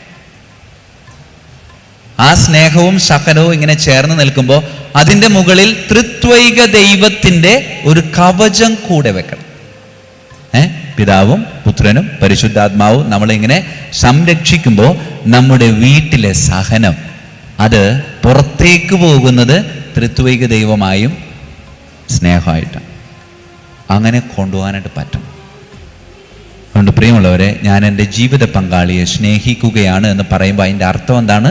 ഞാൻ എൻ്റെ ജീവിത പങ്കാളിയെ സഹിക്കുകയാണ്. സഹിക്കാൻ പറ്റണം. എനിക്ക് എൻ്റെ ജീവിത പങ്കാളി ഞാൻ സഹിക്കാം. ശരിക്കും ഒന്ന് ആലോചിച്ച് നോക്കുക, എന്തോരം മേഖലകളിൽ ഞാൻ എൻ്റെ ജീവിത പങ്കാളിയെ സഹിക്കുന്നുണ്ട്. പക്ഷെ അതെനിക്കൊരു ബുദ്ധിമുട്ടായിട്ട് തോന്നുന്നില്ല. കാരണം എന്താണ്? അതെൻ്റെ ജീവിത പങ്കാളി, എൻ്റെ ജീവിതത്തിൻ്റെ പങ്കിങ്ങനെ ആളിക്കുന്നവനാണ്, കത്തിക്കുന്നവനാണ്, ചൂട് നൽകുന്നവനാണ്. അതുകൊണ്ട് എനിക്ക് ആ വ്യക്തിയെ ഇഷ്ടമാണ്. അതുകൊണ്ട് പ്രിയമുള്ളവരെ, ആ ഒരു തലത്തിലേക്ക് നമ്മളുടെ ജീവിതത്തെ നമുക്ക് കാണാൻ പറ്റണമെന്നാണ്. ഈ ഒരു തലത്തിൽ നിന്നതിന് ശേഷം നമ്മൾ നമ്മളുടെ ജീവിതത്തിൽ മക്കളിലേക്ക് പ്രവേശിക്കാം. പ്രിയമുള്ളവരെ, ഈ 3 ചിത്രങ്ങൾ നിങ്ങൾ കാണുന്നുണ്ടോ? കണ്ണ് പ്രശ്നമുള്ളവർ കുഴപ്പമാണ്. ഇതറിയാം ആരാണ്? അതുകൊണ്ട് ഈ ചേട്ടനറിയാമോ? ഈശോ ആണെന്നാണ് പറയുന്നത്. പ്രിയമുള്ളവരെ, ഞാനിത് ഇത് ഒരു ഡബിൾ വിഷൻ ചിത്രങ്ങളാണ്. കുറച്ചും കൂടി സൂക്ഷിച്ചു നോക്കി എന്നെ അറിയാൻ പറ്റും. നേരത്തെ പറഞ്ഞ ഈശോ ആണ്, പക്ഷെ വേറെ എന്താണ് ഇല്ല അതിനകത്ത്. പ്രിയമുള്ളവരെ, വേറൊന്നുമല്ല. എന്താണത്? ശമയോൻ ഈശോയെ സഹായിക്കുന്നത്. ഇതിലൂടെ നമ്മൾ മനസ്സിലാക്കേണ്ട ഒരു കാര്യമുണ്ട്. നമ്മുടെ മക്കളെ ഇങ്ങനെ ദൂരത്ത് നോക്കുമ്പോൾ കുഴപ്പമില്ല എന്ന് വിചാരിക്കും. പക്ഷേ കോളറിന് പിടിച്ച് കുത്തിപ്പിടിച്ച് അടുത്ത് കൊണ്ടുവന്ന് ഇങ്ങനെ നോക്കണം. ഒരെണ്ണത്തിനെ വിശ്വസിച്ചേക്കല്ലേ, പ്രത്യേകിച്ച് ഈ കാലഘട്ടത്തിൽ. അപ്പം നിങ്ങൾ വിചാരിക്കും, അച്ഛൻ അങ്ങനെയൊക്കെ പറയില്ല. പറയാൻ നിർബന്ധിതനായതുകൊണ്ട് പറഞ്ഞതാണ്. പ്രിയമുള്ളവരെ, പറയാൻ നിർബന്ധിതനായത് കൊണ്ട് മാത്രം പറഞ്ഞ. എല്ലാ ദിവസവും പള്ളി പോകുന്ന കുടുംബം, ഇവളും പള്ളി പോകും, വലിയ കുഴപ്പങ്ങളൊന്നുമില്ല. പുറത്ത് നോക്കുമ്പോൾ ആൾ ഓക്കെയാണ്. ആൾ എൻ്റെ അടുത്ത് വന്നിട്ട് വളരെ സങ്കടത്തോടുകൂടെ പറഞ്ഞൊരു കാര്യം, അച്ഛാ എനിക്ക് മയക്കുമരുന്ന് ഒട്ടും മാറ്റാൻ പറ്റണില്ല, എനിക്ക് പിടിച്ചിക്കാൻ പറ്റണില്ല. പ്രിയമുള്ളവരെ, നമ്മളെയൊക്കെ പോലെ വീട്ടിൽ സാധാരണ കുടുംബജീവിതം നയിക്കുന്ന ഒരു വീട്ടിൽ സംഭവിക്കുന്ന ഒരു കാര്യമാണ്. ഇപ്പോഴും അറിയത്തില്ല. വളരെ കുമ്പസാര രഹസ്യം പോലെ നമ്മുടെ അടുത്ത് പറയുമ്പോൾ നമുക്കത് പറയാനും പറ്റുന്നില്ല. ഒക്കെ നമ്മുടെ അതുകൊണ്ട് കൃത്യമായും ഈ അടുത്ത ദിവസങ്ങളിൽ ഞാൻ കേട്ട ഒരു വീഡിയോയുടെ പശ്ചാത്തലത്തിൽ ഇങ്ങനെ പറയുന്നതാണ്. അതാണ് MDMA എന്നൊക്കെ പറഞ്ഞുകൊണ്ട് കുറച്ച് ഇതൊക്കെ വന്നിട്ടുണ്ടല്ലോ. അപ്പോൾ അതിനെതിരെ ഞാൻ ഒരു പുതിയ ആഹ്വാനവുമായിട്ട് വരുന്നു. MDMA അല്ല, MAD. എന്നിട്ട് പുള്ളി അതിന് കൊടുത്ത എക്സ്പ്ലനേഷൻ ഇങ്ങനെയാണ്. MAD എന്ന് വെച്ചാൽ മദർ അഗെയിൻസ്റ്റ് ഡ്രഗ്സ്. അമ്മ വിചാരിച്ചിട്ടുണ്ടെങ്കിൽ ഒരു ഏരിയയിൽ നിന്ന് ഈ സാധനം എടുത്ത് വലിച്ചെറിഞ്ഞ് കളയാൻ പറ്റുമെന്ന് പറയും. അമ്മ വിചാരിക്കണം, എൻ്റെ മോനാണ്, അതുകൊണ്ട് പതുക്കെ ഒതുക്കും. നമ്മൾ ഒതുക്കലില്ല പ്രിയപ്പെട്ടവരിനകത്ത്, ഒതുക്കലില്ല നമുക്ക് രക്ഷപ്പെടുത്താൻ പറ്റത്തില്ല. അതുകൊണ്ട് അമ്മമാർ ഈ ഒരു കാര്യത്തിനെതിരെ നിൽക്കാനായിട്ട്, അടിയുറച്ച് നിൽക്കാനായിട്ട്, ചങ്കുറപ്പടെ നിൽക്കാൻ പറ്റിയ ഇത് അങ്ങനെ തന്നെ എടുത്ത് വലിച്ചെറിഞ്ഞ് കളയാൻ പറ്റും. ചിലപ്പോൾ നാണം കടേണ്ടി വരും. പക്ഷെ അതെന്തിനു വേണ്ടിയിട്ടാണ്? എൻ്റെ കുടുംബത്തിന് വേണ്ടിയിട്ടല്ല, എൻ്റെ സമൂഹത്തിന് വേണ്ടിയിട്ടായിരിക്കും. ആ ഒരു നിലപാട്, ആ ഒരു നിലനിൽപ്പ് നമ്മുടെയൊക്കെ ജീവിതത്തിൽ വളരെ അത്യാവശ്യമാണെന്നാണ് പറയാം. പ്രിയമുള്ളവരെ, ഞാൻ പറഞ്ഞല്ലോ, നമ്മൾ കുട്ടികളിലേക്ക് പ്രവേശിക്കും. അല്ലേ, എനിക്ക് എന്നെ ഇഷ്ടമാണ്, എനിക്കെൻ്റെ ജീവിത പങ്കാളി ഇഷ്ടമാണ്. അങ്ങനെ വന്നാൽ മാത്രം മനസ്സിൽ കാണേണ്ട ഒരു യാഥാർത്ഥ്യമാണ് മകൻ, മകൾ എന്ന് പറയുന്നത്. പ്രിയമുള്ളവരെ, എല്ലാവരും മക്കളൊക്കെ ഉള്ളവരായിരിക്കാം. അപ്പോൾ ഇത് പറയുന്നതുകൊണ്ട് അർത്ഥമുണ്ടോ എന്നൊന്നും നിങ്ങൾ ചിന്തിക്കണ്ടാവും. പക്ഷേ അർത്ഥമുണ്ട്. ഒറ്റ കാര്യം മാത്രമേ ഉള്ളൂ. നിങ്ങളുടെ മക്കളോട്, നിങ്ങളുടെ കൊച്ചുമക്കളോട് അവർ വിവാഹിതരാകാൻ പോകുമ്പോൾ അവരോട് പറയേണ്ടത്, നിങ്ങൾ ആഴമായ ബോധ്യത്തോടുകൂടെ തമ്പുരാൻ്റെ മുമ്പിലായിരുന്നു കൊണ്ട് ഒരു കുഞ്ഞിനെ വേണമെന്ന് ഹൃദയം കൊണ്ട് ആഗ്രഹിച്ചതിന് ശേഷം മാത്രമേ ഉദരത്തിലേക്ക് കുഞ്ഞിനെ സ്വീകരിക്കാവൂ. അത് വളരെ ഗൗരവം. നിങ്ങൾ വളരെ സ്നേഹത്തോടെ നിങ്ങളുടെ മക്കളോട്, കുഞ്ഞുമക്കളോടൊക്കെ പറഞ്ഞു കൊടുക്കേണ്ട ഒരു കാര്യം. വളരെ ആഴമായ ബോധ്യത്തിൽ, ഹൃദയത്തിൽ തീവ്രമായി ആഗ്രഹിച്ചതിന് ശേഷം മാത്രമേ ഉദരത്തിലേക്ക് ഒരു കുഞ്ഞിന് നമ്മൾ സ്വീകരിക്കാവൂ. ആ ഒരു താല്പര്യം, ആ ഒരു ഒരുക്കം നമ്മുടെ ജീവിതത്തിൽ വേണമെന്നാണ്. ആ ഒരു തലത്തിലേക്ക് നമ്മളുടെ മക്കളെ നമുക്ക് വളർത്തിക്കൊണ്ട് വരാൻ പറ്റണമെന്നാണ്. പ്രിയമുള്ളവരെ, ഒരു കാര്യം, നമ്മുടെ മക്കളെ പറ്റി ചിന്തിക്കുമ്പോൾ, നമുക്ക് മക്കളുണ്ടാകുമ്പോൾ നമ്മൾ ആരായി? അമ്മയായി, അപ്പനായി. അതുകൊണ്ട് മക്കളെ വളർത്താൻ പറ്റാത്ത സിറ്റുവേഷൻ ഉണ്ടാവാറുണ്ട്. ആ ഒരു സിറ്റുവേഷൻ ഉണ്ടാകുമ്പോൾ ആ സിറ്റുവേഷനിൽ നിന്ന് രക്ഷപ്പെടാൻ വേണ്ടിയിട്ട് വളരെ സിമ്പിളായിട്ടുള്ളൊരു എക്സസൈസ് ഞാൻ പറഞ്ഞുതരാം. നേരെ ഇരുന്ന് എല്ലാവരും സ്ട്രെയിറ്റ് ആയിട്ടിരുന്നേ. അതേ, ഇവമേ എഴുന്നേറ്റ് പോവുകയാണ്, ഇരിക്കവിടെ. ഞാൻ എഴുന്നേക്കാനാണ് പറഞ്ഞ ചേച്ചി, വെറുതെ പറയണേന്ന് തോന്നുന്നു. ഇത്രയും നേരം 1 മണിക്കൂർ എൻ്റെ വെറുതെ പോയി. നേരെ ഇരിക്കാൻ പറഞ്ഞപ്പോൾ എഴുന്നേറ്റ്, കഴിഞ്ഞല്ലോ കർത്താവേ, പൊക്കോട്ടെ എന്ന് വിചാരിച്ചു പോയാണ്. എഴുന്നേക്കണ്ടാട്ടാ, ഒന്ന് നേരെ നടുവൊന്ന് നീർത്തിയിരുന്നേ. 2 കൈയും വളരെ സ്നേഹത്തോടു കൂടെ കാലിൻ്റെ തൊടയിൽ ഇങ്ങനെ കമത്തി വയ്ക്കും. നീർത്തി വയ്ക്കുമ്പോൾ, അമ്മേ എന്തെങ്കിലും തായോ എന്ന് നിങ്ങളെന്നോട് ചോദിക്കണമല്ലോ എനിക്ക് തോന്നും. ആദ്യമൊക്കെ ഞാനിങ്ങനെ നിർത്തി വെക്കാനാണ് പറഞ്ഞത്. അത് നോക്കുമ്പോൾ, ദൈവമേ എനിക്കാണെങ്കിൽ തരാനുമില്ല, ഇവരാണെങ്കിൽ ചോദിക്കുകയുമാണ്, അതുകൊണ്ട് കമത്തി വെച്ചാണ്. എന്നിട്ട് കണ്ണടച്ചു. വലത് കരം നിങ്ങൾ നിങ്ങളുടെ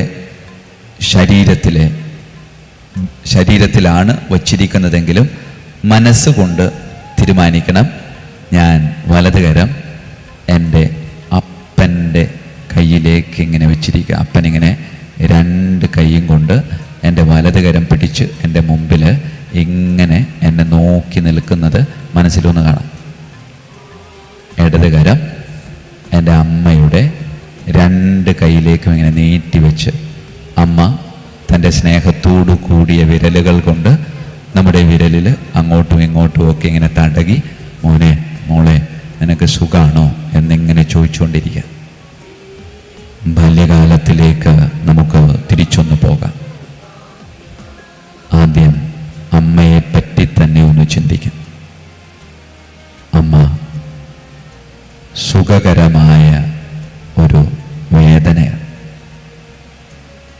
ചെറുപ്പത്തിൽ അമ്മയുടെ വിരല്, സാരിത്തുമ്പ് ഒക്കെ പിടിച്ച് ഇങ്ങനെ നടന്നിരുന്ന ആ ഒരു കാലഘട്ടം ഒന്ന് ഓർക്കാം. എന്തെങ്കിലുമൊക്കെ അസുഖം വരുമ്പോൾ ആശുപത്രിയിൽ പോകാനല്ല നമുക്കിഷ്ടം, മറിച്ച് അമ്മയുടെ മടിയിൽ ഇങ്ങനെ കിടക്കാൻ. അമ്മ എത്ര മുഷിഞ്ഞ് കൂറ കുത്തിയ വസ്ത്രമാണ് ധരിച്ചിരിക്കുന്നതെങ്കിലും അതൊന്നും എനിക്കൊരു വിഷയമല്ല. ആശുപത്രി കിടക്കയേക്കാളും നമുക്കൊക്കെ സന്തോഷം നൽകിയിരുന്നത് അമ്മയുടെ മടിയിൽ ഇങ്ങനെ കിടക്കുമ്പോഴാണ്. ആശുപത്രിയിൽ നിന്ന് കിട്ടിയിരുന്ന മരുന്നിനേക്കാളും നമ്മുടെ രോഗത്തിന് ശമനം നൽകിയിരുന്നത് അമ്മയുടെ സ്നേഹത്തോടു കൂടിയ വിരലുകൾ നമ്മുടെ മുടിയിടയിലൂടെ അങ്ങോട്ടും ഇങ്ങോട്ടും ചലിക്കുമ്പോഴാണ്. അതേ പ്രിയമുള്ളവരെ, അമ്മ അതെന്തൊരു സുഖമുള്ള ഒരു യാഥാർത്ഥ്യമാണ്. ആ അമ്മയുടെ ചാരെ, ആ അമ്മയുടെ കരസ്പർശം അനുഭവിച്ച് അമ്മയുടെ മാറിലേക്ക് ഇങ്ങനെ ചാരിക്കിടക്കുന്നത് ഒന്നിങ്ങനെ മനസ്സിൽ കാണാം. പ്രിയമുള്ളവരെ, ആ അമ്മയെ എപ്പോഴെങ്കിലും വാക്കുകൊണ്ടോ പ്രവൃത്തി കൊണ്ടോ പെരുമാറ്റം കൊണ്ടോ വേദനിപ്പിച്ചിട്ടുണ്ടോ?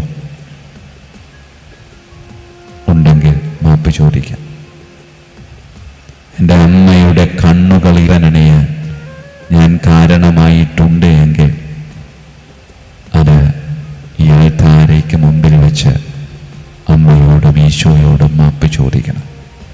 കാരണം അമ്മയുടെ കണ്ണുനീർ അത് നിലത്ത് വീണാൽ അത് ഒരിക്കലും വറ്റാത്ത അഗ്നിജ്വാലയായി, ഒരിക്കലും കെടാത്ത അഗ്നികുണ്ഡമായി നമ്മുടെ കൂടെ ഉണ്ടാവുമെന്നാണ് പറയും. ഈശോയെ, ഞാനിതാ എൻ്റെ അമ്മയെ സ്നേഹത്തോടെ നിന്നിലേക്ക് ചേർത്ത് വയ്ക്കും. അപ്പനെ ഓർക്കാം. അപ്പൻ്റെ നെറ്റിയിലെ വിയർപ്പ്, അപ്പൻ്റെ കയ്യിലെ തഴമ്പ്, അപ്പൻ്റെ അധ്വാനം, അതില്ലെങ്കിൽ നമ്മളില്ല. അപ്പനെ പറ്റി അമ്മയോട് കുറ്റം പറഞ്ഞിട്ടില്ലേ? അപ്പോൾ അമ്മ എന്ത് മറുപടിയാണ് നമ്മോട് പറഞ്ഞത്? പ്രിയമുള്ളവരെ, അപ്പൻ എന്നത് ഉള്ളിലെ സ്നേഹം പുറത്ത് പ്രകടിപ്പിക്കാൻ പറ്റാതെ അതെല്ലാം ഉള്ളിലൊതുക്കുന്ന, ഹൃദയത്തിൽ ഒരു നെരുപ്പോട് കൊണ്ട് നടക്കുന്ന ഒരു യാഥാർത്ഥ്യമാണ് അപ്പൻ. ആ അപ്പനെ, ഈശോയെ എനിക്ക് എൻ്റെ അപ്പനായി നൽകിയതിന് നന്ദി പറയാം. മാതാപിതാക്കളില്ലെങ്കിൽ നമ്മളില്ല. ആ മാതാപിതാക്കളുടെ പ്രാർത്ഥനയാണ് നമ്മളുടെ ഇന്നത്തെ ജീവിതം. എൻ്റെ മാതാപിതാക്കൾ എനിക്ക് വേണ്ടി ഒഴുക്കിയ കണ്ണുനീര്, എൻ്റെ മാതാപിതാക്കൾ എനിക്ക് വേണ്ടി അനുഭവിച്ച കഷ്ടപ്പാട്, അതിൻ്റെയൊക്കെ ബാക്കി പത്രമാണ് ഇപ്പോൾ ആയിരിക്കുന്നു ഞാൻ. അത് എന്നും ഹൃദയത്തിൽ സൂക്ഷിക്കാൻ സാധിക്കണം. ഈശോയെ, ഇങ്ങനെ ഒരു അപ്പനെ അമ്മയെ നൽകിയതിന് നന്ദി പറയാം.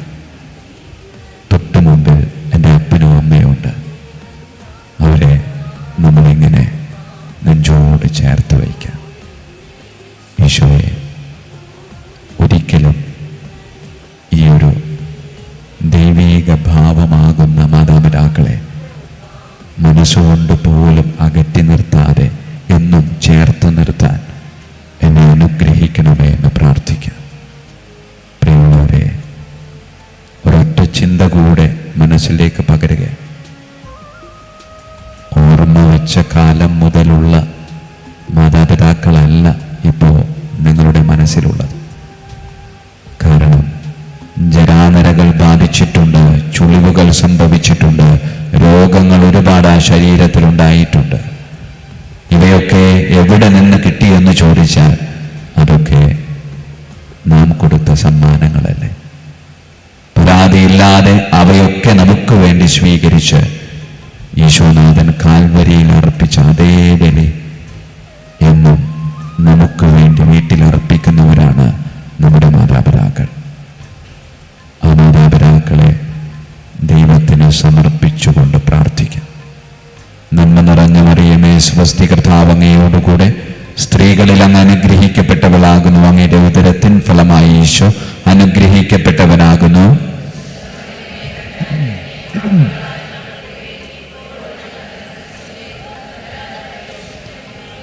ഈശോ മിശിഹായിക്കും സ്തുതിയായിരിക്കട്ടെ. നമ്മുടെ മുമ്പിൽ അപ്പനും അമ്മയും ഉണ്ട്. അവർക്ക് നമ്മൾ സ്തുതി പറയുകയാണ്. ഈശോ മിശിഹായിക്കും സ്തുതിയായിരിക്കട്ടെ. ഈശോ മിശിഹായിക്കും സ്തുതിയായിരിക്കട്ടെ. കരങ്ങൾ കൂപ്പാം, കണ്ണു തുറക്കാം. പ്രിയമുള്ളവർ, ഇപ്പൊ നമ്മുടെ മനസ്സിലുള്ളൊരു വികാരം, അതാണ് എൻ്റെ കുടുംബത്തിലെ എൻ്റെ അപ്പൻ്റെ അമ്മയുടെ സ്ഥാനം. എൻ്റെ മക്കൾ ഞാൻ പറയുന്നത് കേൾക്കാതെ പോകുന്നു എന്ന് വിചാരിച്ചാൽ, ഏതെങ്കിലും ഒരു മുറി കയറി അപ്പനും അമ്മനെ ഒന്ന് കുറച്ചു നേരം ധ്യാനിച്ചാൽ കിട്ടുന്നൊരു പവറുണ്ടല്ലോ, അത് വല്ലാത്തൊരു പവറാണ്. പിന്നീട് ഇറങ്ങി വരുമ്പോൾ ആ മക്കൾ നമ്മൾ പറയുന്നത് അതേപോലെ കേൾക്കുമെന്ന്. ആ ഒരു ദൈവീക വിചാരം, ദൈവിക ചിന്ത നമ്മുടെ ഓരോരുത്തരുടെയും ഉള്ളിലുണ്ടാവണമെന്നാണ്.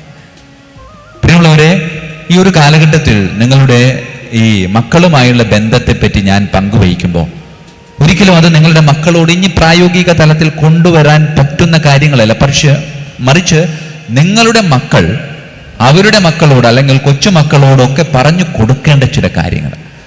പ്രിയമുള്ളവരെ, കുട്ടികളെ വളർത്തുമ്പോൾ ആദ്യം തന്നെ നാം ചെയ്യേണ്ട ഒരു കാര്യമുണ്ട്, അവരെ പ്രോത്സാഹിപ്പിക്കണമെന്നാണ്. പ്രോത്സാഹിപ്പിക്കണം എങ്ങനെയാ? ചില വീട്ടിലൊക്കെ കയറി ചെല്ലുമ്പോൾ കൊച്ചുങ്ങളുടെ അടുത്ത് നിലത്തിട്ട് അടിക്കാൻ തോന്നില്ല നമുക്ക്? തോന്നിയിട്ടില്ല നിങ്ങൾക്ക്? അവര് ഒരു നിയന്ത്രണവും ഇല്ലാതെ വെറുതെ നമ്മുടെ മെക്കിട്ട് കയറാം, വെള്ളം കുടിച്ചിട്ടിരിക്കുമ്പോൾ അത് തട്ടിമറിച്ച് നിലത്തിടുക. എന്നിട്ട് അവർ പറയും, അയ്യോ ചേച്ചി അവനിങ്ങനെയാണെന്ന് പറയും. ഒരെണ്ണം കൊടുക്കാൻ തോന്നിയിട്ടുണ്ടാവില്ല ചില സമയം. ചില സമയത്ത് പള്ളിയിൽ വന്നിരിക്കുമ്പോൾ നമുക്ക് തരെ തോന്നി പോകും. ആൾക്കാരിൽ അങ്ങനെ ചിന്തിക്കാൻ പാടില്ല. ചിലകളൊക്കെ കുട്ടികളെ വിട്ടിട്ടുണ്ട്, അവരിങ്ങനെ അടിപ്പാടി വർത്താനം പറയും, നേരെ കയറി പോവാ, ഒരു മൈൻഡും.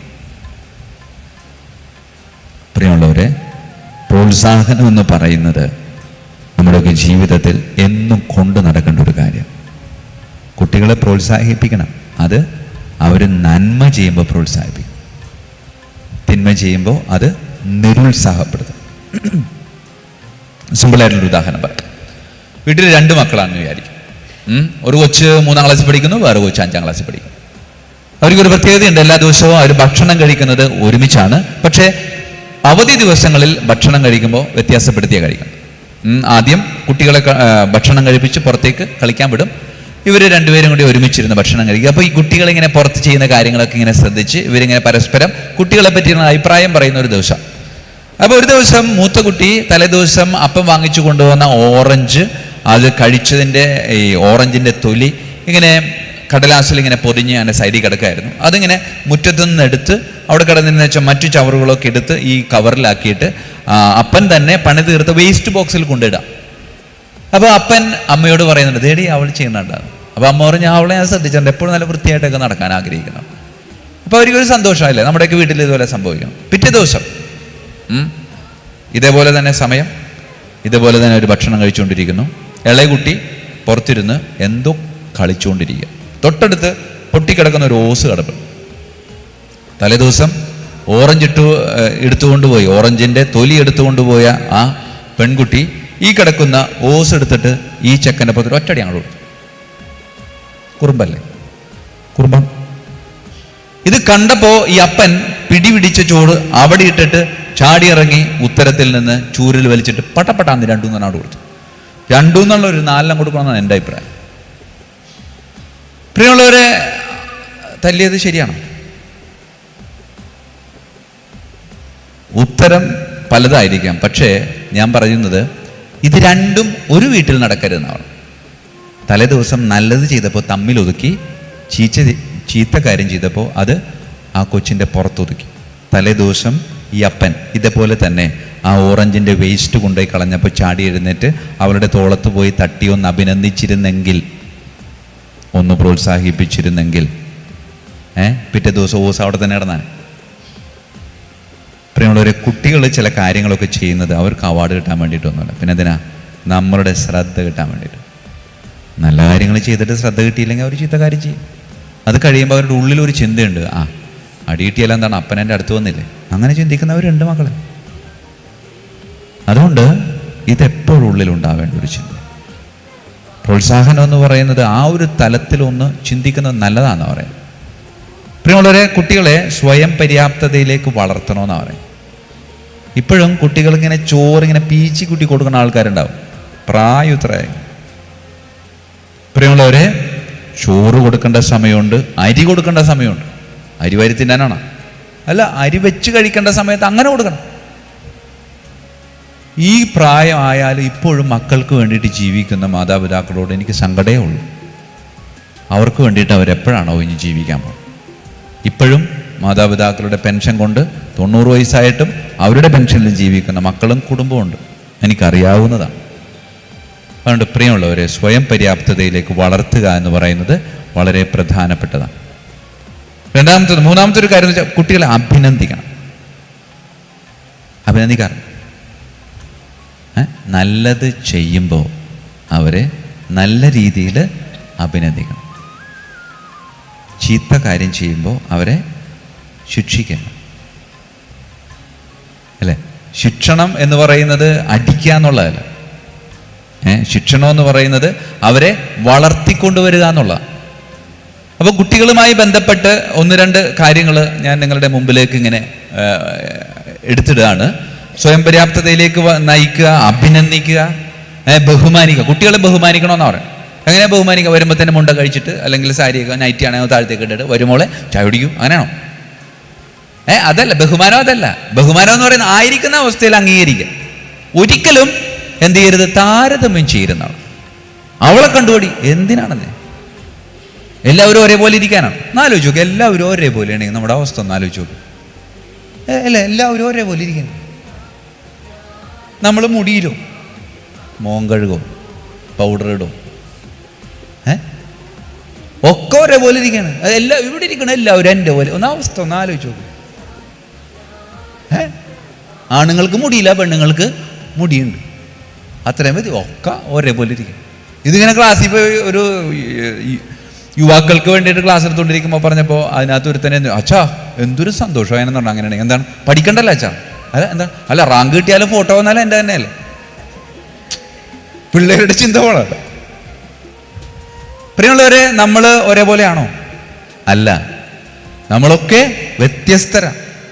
വ്യത്യസ്തരായിട്ട് ജനിച്ചത് കൊണ്ടല്ല, വ്യത്യസ്തമായിട്ട് നമ്മൾ ജീവിക്കുന്നത് കൊണ്ടാണ്. അതുകൊണ്ട് കുട്ടികളെ കുട്ടികളായി തന്നെ അംഗീകരിക്കണം. അവരുടെ കഴിവ് എന്താണെന്ന് മനസ്സിലാക്കി അത് വളർത്തിയെടുക്കാനായിട്ട് പരിശ്രമിക്കുമ്പോഴാണ് അവൻ ഇങ്ങനെ വളർന്നു വരുന്നു. താരതമ്യം ചെയ്യരുത്, അവനെ കണ്ടുപടി എന്ന് പറയരുത്. പ്രിയമുള്ളവരെ, എൻ്റെ മൂത്ത ചേച്ചിക്ക് 3 ആൺമക്കളാണ്. മൂത്തവർ 2 നല്ലോണം പഠിക്കും, മൂന്നാമത്തവൻ പഠിക്കാൻ ഇച്ചിരി മോശം. മറ്റവർക്ക് 50 കിട്ടുമ്പോൾ ഇവന് 50 കിട്ടണുള്ളൂ. അവനെ കുറ്റം പറഞ്ഞിട്ട് കാര്യമില്ല. ഇവർ രണ്ടുപേരും തമ്മിൽ ആദ്യത്തെ 2 കുട്ടികൾ 1 വയസ്സിൻ്റെ വ്യത്യാസമുള്ളൂ, മൂന്നാമത്തത് ഒരു 6-7 വയസ്സിൻ്റെ വ്യത്യാസം. ഒരു ദിവസം ഞാൻ പെങ്ങളെ കാണാൻ വീട്ടിൽ ചെന്നപ്പോൾ ഇളയവൻ അവൻ്റെ അമ്മയോട് ആകെ ദേഷ്യം പിടിച്ചിരിക്കേണ്ട. എന്താണ് കാരണം? ഇത്രേ ഉള്ളൂ, ആ ചേട്ടന്മാരെ കൊണ്ട് തോറ്റ്, അവർ പഠിക്കേണ്ട വല്ല കാര്യം ഉണ്ടായി. ക്ലാസ്സിൽ ചെല്ലും, ഇവിടെ നീ അമ്മ എന്നെ നീ എന്താണ് ഇങ്ങനെ ആയിപ്പോയെന്ന് അറിയാതെ ഇവന് ഈ ചേട്ടന്മാരുടെ ദേഷ്യമാണ്. അങ്ങനെ ഒരു ദേഷ്യം ഉണ്ടാക്കാനേ താരതമ്യം ഉപകരിക്കുള്ളൂ. അതുകൊണ്ട് വീട്ടിൽ അങ്ങനെ ഒരു താരതമ്യ പഠനം പ്രത്യേകിച്ച് അവരുടെ മുമ്പിൽ വെച്ച് നടത്തരുതെന്ന് സ്നേഹത്തോട് ഓർമ്മപ്പെടുത്തും. അതുകൊണ്ട് അവരെ അവരുടേതായ രീതിയിൽ നമ്മളിങ്ങനെ വളർത്തിക്കൊണ്ടുവരണമെന്നാണ് പറയുന്നത്. പ്രിയമുള്ളവരെ, നമ്മളൊക്കെ ചെയ്യുന്ന 1-2 കാര്യങ്ങൾ ഞാൻ വളരെ എളുപ്പത്തിൽ പറഞ്ഞാൽ, 1-2 ഉദാഹരണങ്ങൾ പറഞ്ഞാൽ പെട്ടെന്ന് കാര്യം പിടിയിട്ടു. അവരെ അഭിനന്ദിക്കേണ്ട, അവരെ പ്രോത്സാഹിപ്പിക്കേണ്ട മേഖലകൾ എന്തൊക്കെയാണെന്ന് പറയും. ഒരു ഉദാഹരണത്തിന് 3-ാം ക്ലാസ്സിൽ പഠിക്കുന്ന ഒരു കുട്ടി സ്കൂളിൽ നിന്ന് വീട്ടിലേക്ക് വരിക, വെള്ളിയാഴ്ചയാണ്, പിറ്റേ ദിവസം 2 ദിവസം അവധിയുണ്ട്, ഹോംവർക്ക് കിട്ടിയിട്ട് ഹോംവർക്കിൽ ചെയ്യാനുള്ള 4 ഹോംവർക്കാണ് കിട്ടിക്കണം. അവൻ്റെ അപ്പനോട് പറയുന്നത്, അപ്പ ഇതെനിക്ക് ചെയ്യാൻ പറ്റൂല. അപ്പ എന്തൊരു ടീച്ചർ, ഈ ടീച്ചർ 4 എനിക്ക് ചെയ്യാൻ പറ്റുമെന്ന് തോന്നുന്നുണ്ട്. അപ്പം പറയണം, ഞാനിപ്പോൾ ടീച്ചർ വിളിച്ചിട്ട് ടീച്ചറെ അവന് 4 ഒരിക്കലും ചെയ്യാൻ പറ്റില്ല. അപ്പോൾ ടീച്ചർ പറയുന്നില്ല, അത് അറിയാൻ ചെയ്യാൻ പറ്റില്ല, എന്നാലും കൊടുത്തപ്പോൾ എല്ലാവർക്കും കൂടെ ഒരുപോലെ കൊടുത്തു എന്ന് മാത്രമേ ഉള്ളൂ. അവന് ഇപ്പോൾ എത്ര ചെയ്യാൻ പറ്റുമെന്ന് ചോദിക്കുക. അപ്പോൾ 1 ചെയ്യാൻ പറ്റുമോ? അപ്പോൾ അപ്പൻ അവനോട് ചോദിക്കും, എത്ര ചെയ്യാൻ പറ്റും? 1 ചെയ്യാൻ പറ്റും. ഓക്കെ, 1 ചെയ്യാം. അപ്പോൾ അവൻ 1 ചെയ്തിട്ട് പോവാണ്. പ്രിയമുള്ളവരെ, അതേ കുടുംബം, അതേ ദിവസം, അതേ രീതി, 4 ഹോംവർക്കുമായിട്ട് വീട്ടിൽ വരുന്നു. അപ്പൻ ടീച്ചറെ വിളിക്കുന്നു, പക്ഷെ കുട്ടിയുടെ മുമ്പിൽ വെച്ചല്ല, മാറി നിന്നിട്ട് വിളിക്കും. എന്നിട്ട് ടീച്ചറോട് പറയുന്നു, ടീച്ചറെ അവന് 4 ഹോംവർക്ക് ചെയ്യാൻ പറ്റത്തില്ല. അപ്പോൾ ടീച്ചർ പറയുന്നത്, ശരിയാണ്, പഠിക്കാൻ ഇത്തിരി മോശമാണ്, എന്നാലും അപ്പോൾ ടീച്ചറെ ഞാനേ അവൻ്റെ മുമ്പിലേക്ക് പോവാണ്, സ്പീക്കർ ഫോണിലിടും, ഒരു കാരണവശാലും സമ്മതിക്കരുത്, 4 ചെയ്യണമെന്ന് പറഞ്ഞേക്കണം. അപ്പോൾ പറഞ്ഞു, അല്ല അച്ഛാ, അല്ല ചേട്ടാ, ഇല്ല അച്ഛാ, ടീച്ചർ അങ്ങനെ തന്നെ പറഞ്ഞാൽ മതി, ബാക്കി കാര്യം ഞാൻ നോക്കിക്കോളാം. അങ്ങനെ തന്നെ കുട്ടിയുടെ അടുത്തേക്ക് വന്നിട്ട് ടീച്ചർ വിളിച്ചിട്ടുണ്ടായോ, ടീച്ചറെ സമ്മതിക്കലാന്നോ? അവരില്ല അച്ഛാ, അപ്പച്ച ഒന്ന് പറയാം അപ്പച്ച. അപ്പോൾ അപ്പച്ചൻ ടീച്ചറോട്, ടീച്ചറെ അവൻ 4 ചെയ്യാൻ പറ്റും. ഇല്ല 4 ചെയ്യാതെ നിങ്ങൾ തിങ്കളാഴ്ചക്ക് വരണ്ട, അവനെ വീട്ടിലിരുത്തിയാൽ മതി എന്ന് പറഞ്ഞു. അങ്ങനെ ടീച്ചർ ദേഷ്യത്തോടുകൂടി പറഞ്ഞു, അപ്പൻ വേറെ നിവൃത്തിയൊന്നുമില്ല, അവൻ കൊച്ചിനെ നോക്കണം. ഞാൻ പറഞ്ഞില്ലേ. പ്രിയമുള്ളവരെ, അവൻ ഹോംവർക്ക് എഴുതാനെടുക്കുകയാണ്. ആദ്യത്തെ ഹോംവർക്ക് ചെയ്തു, വളരെ എളുപ്പത്തിൽ ചെയ്തു. 2ാമത്തെ കുഴപ്പമില്ലാതെ ചെയ്തു. 3ാമത്തെ കഷ്ടപ്പെട്ട് ചെയ്ത് തീർത്തു. 4ാമത്തെ എടുത്തപ്പോൾ അപ്പം പറഞ്ഞു, മതിയടാ, ഞാനൊന്ന് ടീച്ചർ ഒന്നുകൂടി വിളിക്കാമെന്ന്. ടീച്ചർ ഒന്നുകൂടെ വിളിച്ചിട്ട് അവർത്ത് പോയി ഇന്ന് കാര്യങ്ങൾ പറഞ്ഞ് ടീച്ചറുടെ മുമ്പിൽ വന്നിട്ട് പറഞ്ഞു, ടീച്ചർ അവനോട് പറഞ്ഞു, മതി മോനെ, 3 ചെയ്താൽ മതി. പ്രിയമുള്ളവരെ, 2 തമ്മിലുള്ള വ്യത്യാസം കണ്ട അവിടെയാണ് പ്രോത്സാഹനം.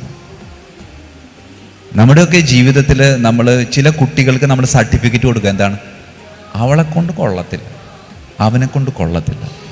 അങ്ങനെ ഒരു സർട്ടിഫിക്കറ്റ് മാതാപിതാക്കൾ കൊടുത്തിട്ടുണ്ടെങ്കിൽ പിന്നെ അവരെങ്ങനെയാണ് മെച്ചപ്പെടാൻ?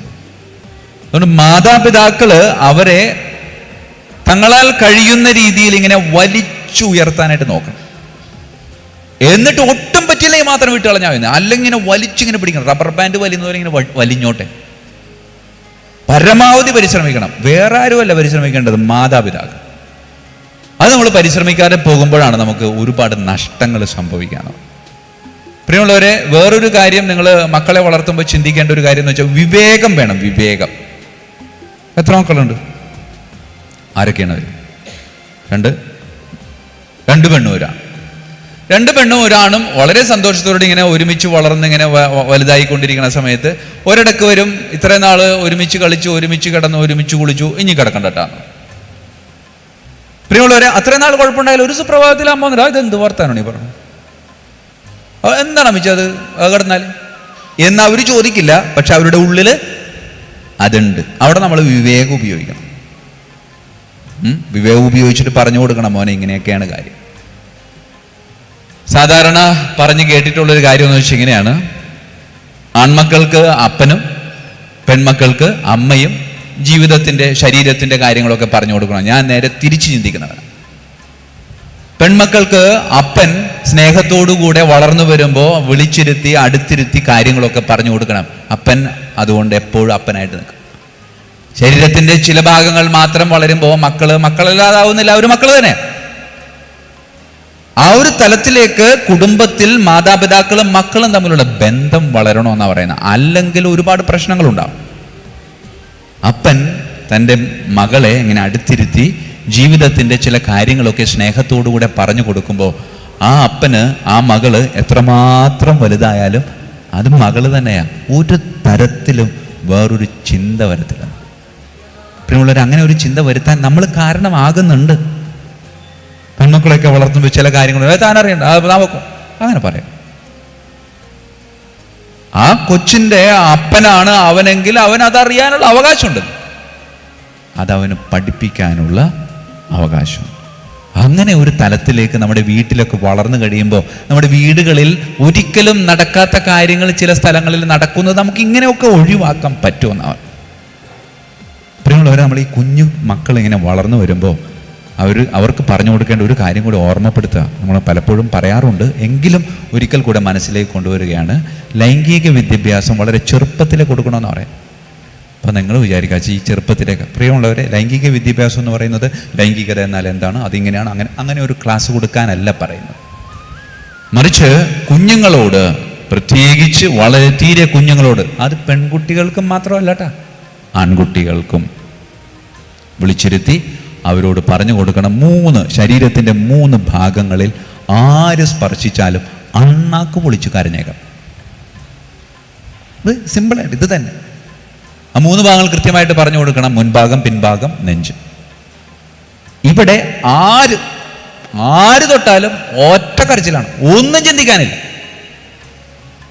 എന്നിട്ട് പറയണം, അത് അപ്പം പഠിപ്പിക്കുമ്പോൾ, അമ്മ പഠിപ്പിക്കുമ്പോൾ, അത് ഞാൻ ആണെങ്കിൽ പോലും അതൊരു ട്രെയിനിങ്ങാണ്. പ്രിയമുള്ളവരെ, ഒരിക്കലും 3ാം ക്ലാസ്സിൽ പഠിക്കുന്ന പെങ്കൊച്ചിനെ നാളെ വെളുപ്പിന് ഒരു 5 മണിയാകുമ്പോൾ ചെന്ന് ബലാത്സംഗം ചെയ്യണമെന്ന് ആരും ചിന്തിച്ചിട്ടില്ല. ചില സാഹചര്യങ്ങളാണ് അവരെ അങ്ങനെ ചിന്തിപ്പിക്കാൻ പ്രേരിപ്പിക്കുന്നത്. ആ സാഹചര്യങ്ങളിൽ നിന്ന് ഈ ഒരു ഒച്ചയില്ല, അവരതിൽ നിന്ന് മോചിപ്പിക്കും. അതുകൊണ്ട് കുഞ്ഞുങ്ങളോട് പറഞ്ഞു കൊടുക്കണം. അവിടെ എങ്ങാനും തൊട്ട ഒന്നും ചിന്തിക്കേണ്ട, മോനെ അണ്ണാക്ക് പൊളിച്ച് കരഞ്ഞു എന്നാണ്. അപ്പോൾ ഇവൻ്റെ ഉള്ളിലെ ആ ഒരു മനുഷ്യത്വം ഉണരുമെന്നാണ് പറയുന്നത്. ഏത് ചെയ്യാൻ പോകുന്ന ആളുടെ അതിൽ നിന്ന് രക്ഷപ്പെടും. 90% പീഡനങ്ങളിൽ നിന്ന് മോചനം നേടാൻ ഈ ഒറ്റ ഒച്ച മതി. ആ ഒരു തലത്തിലേക്ക് വളർത്തിക്കൊണ്ടുവരാൻ പറ്റുന്നത് അമ്മമാരാണ്.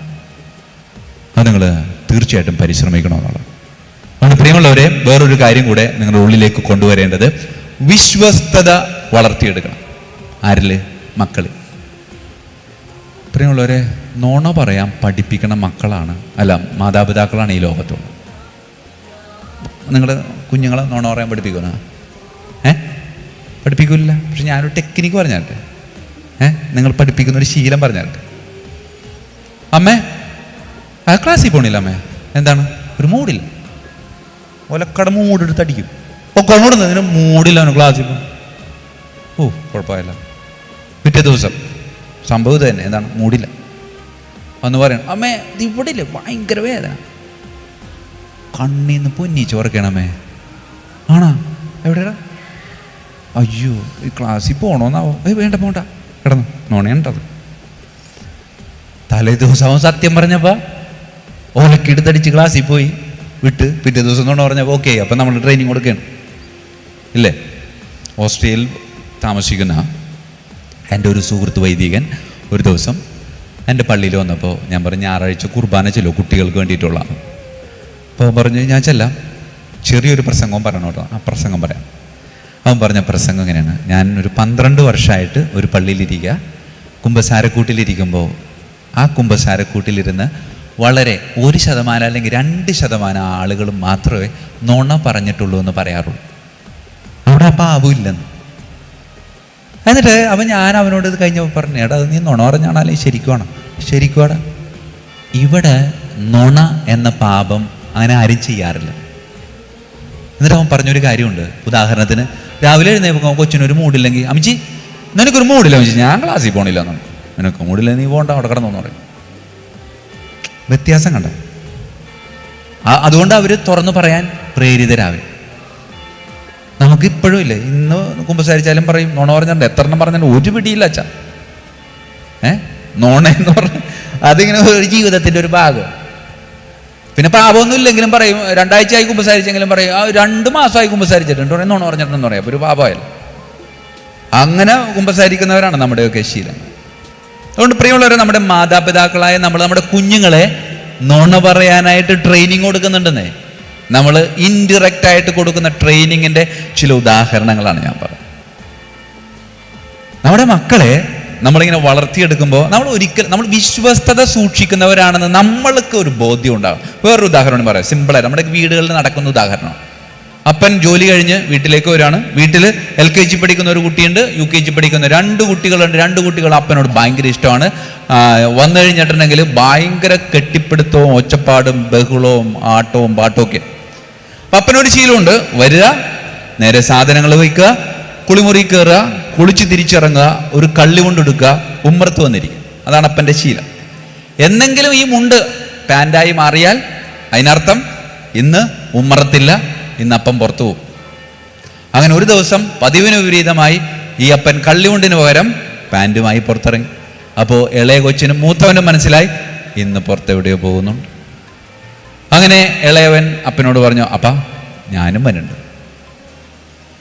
പറഞ്ഞു, എടാ ഞാൻ പുറത്ത് ഇപ്പം നിന്നെ കൊണ്ടുപോകാൻ പറ്റില്ല, എനിക്ക് വന്നു. അങ്ങനെ ഒരു കണക്കിന് വണ്ടിയുമ കയറാൻ വേണ്ടിയിട്ട് വന്നു. അപ്പം അവൻ ഫ്രണ്ടിൽ കയറി നിൽക്കാം. എനിക്ക് വന്നപ്പാ, ഞാൻ അപ്പൻ്റെ കൂടെ വരും. അപ്പൻ അവനോടൊരു മറുത്ത് ഇറങ്ങടാ എന്ന് പറയാനായിട്ട് തോന്നണില്ല. കാരണം വേദനിക്കുമല്ല, മനസ്സ് വേദനിക്കും. അങ്ങനെ തന്നെ അമ്മയോട് പറഞ്ഞു, കണ്ണുകൊണ്ട് എന്തോ കാണിച്ചു. അപ്പോൾ ഒരു സിഗ്നൽ പാസ് ചെയ്തിട്ട് എന്നിട്ട് ഈ കൊച്ചിനോട് പറഞ്ഞു, എടാ ഒരു ഗ്ലാസ് വെള്ളം എടുത്തുകൊണ്ട് വാ, എനിക്കൊന്ന് കുടിക്കണമെന്ന് പറഞ്ഞു. അപ്പോൾ വേഗം അമ്മനോട് പറഞ്ഞു, അമ്മ ഒരു ഗ്ലാസ് വെള്ളം കൊടുക്കാൻ പറഞ്ഞു. അപ്പോൾ നിന്നോടല്ലേ പറഞ്ഞത്? അമ്മ എന്തിനാണ് അമ്മ? അപ്പം അമ്മ വേഗം വെള്ളം എടുത്തിട്ട് വെള്ളം പതിവിൽ വിപരീതമായി വലിയ ഗ്ലാസ്സാണ്, ജ്യൂസ് കുടിക്കുന്ന ഗ്ലാസ്സിലാണ്. ഇച്ചിരി കട്ടിയുള്ള ഗ്ലാസ്സാണ്. ആ ഗ്ലാസ്സിൽ ഈ അപ്പം വെള്ളം കുടിക്കുന്നു. മുഴുവൻ കുടിച്ചില്ല, ആ ഭാഗം നിർത്തിവെച്ചു. എന്നിട്ട് ഇത് കൊച്ചിന് കൊടുത്തു. ഇത് നിലത്ത് വീണ് പൊട്ടിക്കാതെ, ഇതിലെ വെള്ളം കളയാതെ അമ്മയുടെ കയ്യിൽ കൊണ്ടുപോയി കൊടുത്താൽ ഞാൻ നിന്നെ പുറത്തു കൊണ്ടുപോകും. ഒരു പ്രതീക്ഷ വന്നു. അവൻ വേഗം കൈനിറ്റ് കൊണ്ട് ആക്റ്റീവാണ്, കൈനിറ്റ് കൊണ്ട് എന്തുകൊണ്ട് അവൻ ചാടിയിറങ്ങി ഇതിങ്ങനെ കുഞ്ഞിക്കൈ കൊണ്ട് ഇങ്ങനെ മേടിച്ചേക്കാം. അമ്മ പൂമുഖവാതിക്കൽ നിൽക്കുന്നുണ്ട്. വളരെ സ്നേഹത്തോടെ സ്റ്റെപ്പ് കയറി അവിടെ എത്തിയപ്പോൾ അമ്മനെ കാണാൻ. അമ്മ അവിടെ പോയി, അമ്മ അടുക്കളയിലോട്ട് പോയി. കാരണം സ്ക്രിപ്റ്റിൻ്റെ ഒരു ഭാഗമാണ്, അടുക്കളയിൽ പോകണം. അപ്പോൾ ഇതൊക്കെ വളരെ വിദഗ്ധമായിട്ട് പരിശോധിച്ചുകൊണ്ട് ഈ വണ്ടിമേ നിൽക്കുന്ന അപ്പൻ്റെ മാതാപിതാക്കളുടെ അവിടെ കസേരയിട്ടിരിപ്പുണ്ട്. അപ്പോൾ ഈ അപ്പൂപ്പനും അമ്മമ്മയും പറഞ്ഞു, എടാ അമ്മ അകത്തോട്ട് പോയി എന്ന് പറഞ്ഞു. വളരെ ദയനീയമായി അപ്പനെ നോക്കിയിട്ട്, അപ്പ പോകല്ലേട്ടാ, ഇപ്പം വരാട്ടാ. വളരെ സ്നേഹത്തോടുകൂടെ ഇതുമായി അകത്തേക്ക് ഒരു ഓട്ടോ വിളിച്ചു പോകേണ്ട ദൂരമുണ്ട് ആ കിച്ചണിലേക്ക് പോകാൻ. അങ്ങനെ കിച്ചണിൽ പോയി അറ്റത്തെത്തിയപ്പോൾ ഈ അപ്പൂപ്പനും അമ്മൂമ്മയും കൂടി അവൻ്റെ മകനോട് പറഞ്ഞു, എടാ പോയി വിട്ടോ എന്ന് പറഞ്ഞു. അങ്ങനെ ഇവൻ വണ്ടി എടുത്ത് പോയി. കൊച്ച് ഗ്ലാസ് വെച്ച് ശാന്തമായിട്ട് തിരിച്ചു വന്നപ്പോൾ അപ്പനെ കാണാൻ. പ്രിയമുള്ളവരെ, ഇല്ല ഇത് സംഭവിക്കാറില്ല വീട്ടിൽ. നിങ്ങൾ വിചാരിക്കും അപ്പൻ ആ വീട്ടിൽ നിന്ന് ഇറങ്ങിപ്പോയതാണ്. അല്ല, ആ അപ്പൻ ഇറങ്ങിപ്പോയത് ആ കൊച്ചിൻ്റെ ചങ്കീന. എന്തോരം പരിശ്രമിച്ചിട്ട് ഒരു കാര്യമില്ല, തിരിച്ചു കയറില്ല. ഒരു കുടുംബം ഒരുമിച്ച് കൊച്ചിനെ കബളിപ്പിച്ചിരിക്കുക. തൽക്കാലത്തേക്ക് നിങ്ങൾ ചിലപ്പോൾ ജയിച്ചിട്ടുണ്ടാകും, പക്ഷേ ആത്യന്തികമായിട്ട് ആ കൊച്ച് വളരെ സങ്കടത്തിലാണ്. കാരണം എന്താ? അവനിനി അപ്പനില്ല. എന്ത് പറഞ്ഞിട്ടൊരു കാര്യമില്ല എന്നുള്ളത്. ഇതിങ്ങനെ മുറിവായിട്ട് ഇങ്ങനെ ഉള്ളി കിടക്കും. അതാണ് വിശ്വസ്തത. എൻ്റെ അപ്പൂപ്പനും അമ്മൂമ്മയും എൻ്റെ അമ്മയും എൻ്റെ അപ്പനും ഒക്കെ ഒരുമിച്ച് എന്നെ പറ്റിച്ചതാണ്. പിന്നെ എന്ത് പറഞ്ഞാലും ആ കൊച്ചു ആ തലത്തിലേക്ക് വളരത്തില്ല. അതുകൊണ്ട് പ്രിയമുള്ളവരെ, വളർത്തുമ്പോൾ നമ്മൾ കാട്ടിക്കൂട്ടുന്ന ചില ഭ്രാന്തമായ ചില പ്രയോഗങ്ങൾ അത് ജീവിതത്തെയൊക്കെ വല്ലാതെ ബാധിക്കുമെന്നാണ്. പ്രിയമുള്ളവരെ, കുട്ടികളോടൊപ്പം ഉല്ലസിക്കാറുണ്ട്. അവരോടെങ്കിലും കൊണ്ടുപോകും, ചോദിക്കണൊക്കെ വാങ്ങിച്ചു കൊടുക്കും. ചോദിക്കാനായിട്ട് അനുവദിക്കില്ല, അപ്പം തന്നെ കണ്ണുരുട്ടി അല്ലേ? പ്രിയമുള്ളവരെ, 4 മക്കളിൽ കൂടുതലുള്ള അമ്മമാരുണ്ടെങ്കിൽ ഒന്ന് കൈവോക്കേ. 4 മക്കളിൽ കൂടുതലുള്ള അമ്മമാരുണ്ടെങ്കിൽ പൊക്കിക്കോ. എന്തിനാ നാണിക്കണം? തന്നെ ഒരാളുള്ളൂ, വേറെ ആരുമില്ല. ഓക്കെ, അടുത്ത ചോദ്യം. അമ്മയ്ക്ക് പ്രത്യേക അഭിനന്ദനങ്ങൾ. അടുത്ത ചോദ്യം, നിങ്ങളുടെ അപ്പനും അമ്മക്കും 4 മക്കളിൽ കൂടുതലുണ്ടെങ്കിൽ ഒന്ന് കൈവോക്കേ. അപ്പനും അമ്മക്കും 4 മക്കളിൽ കൂടുതൽ പൊക്കിക്കോ. അഹങ്കാരത്തോടെ പൊക്ക്. ഓക്കെ, ഞാൻ പറയുന്നവർ മാത്രം താഴ്ത്തിയാൽ കേട്ടാ. 5 അതിൽ കൂടുതലുള്ളവർ പൊക്കി തന്നെ പിടിച്ചോ, ബാക്കിയുള്ളവർ താഴ്ത്തിക്കോ. 5 അതിൽ കൂടുതലും, 6 അതിൽ കൂടുതലും, 7 അതിൽ കൂടുതലും, 8 അതിൽ കൂടുതലും, 9 അതിൽ കൂടുതലും. ദൈവമേ, മത്സരം വളരെ രൂക്ഷമാണല്ല. 10 അതിൽ കൂടുതലും. 1, 2, 3, 4. ഞാനും ഉണ്ട് കേട്ടാ, ഞങ്ങൾ 10 പേരാ. എത്ര ഉണ്ട്? ദൈവമേ, 13. എത്ര ഉണ്ട്? 13. ചേച്ചിനെത്തിയാണ്. അപ്പൊ കുഴപ്പമില്ല.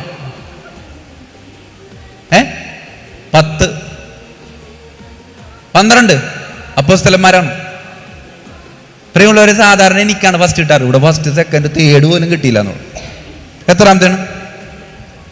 5-ാമത്തെയാണ്. ഞാൻ 10-ാമത്തെയാണ്. ഏറ്റവും ഇളയതാണ്. ഏറ്റവും ഇളയതിന്റെ പ്രത്യേകത എന്താണ്? അപ്പനും നമുക്ക് ഏറ്റവും ഇഷ്ടം പുന്നാരം, വാരിക്കോര്, വെറുതെ ചുമ്മാ ഒക്കെ നുണയാ.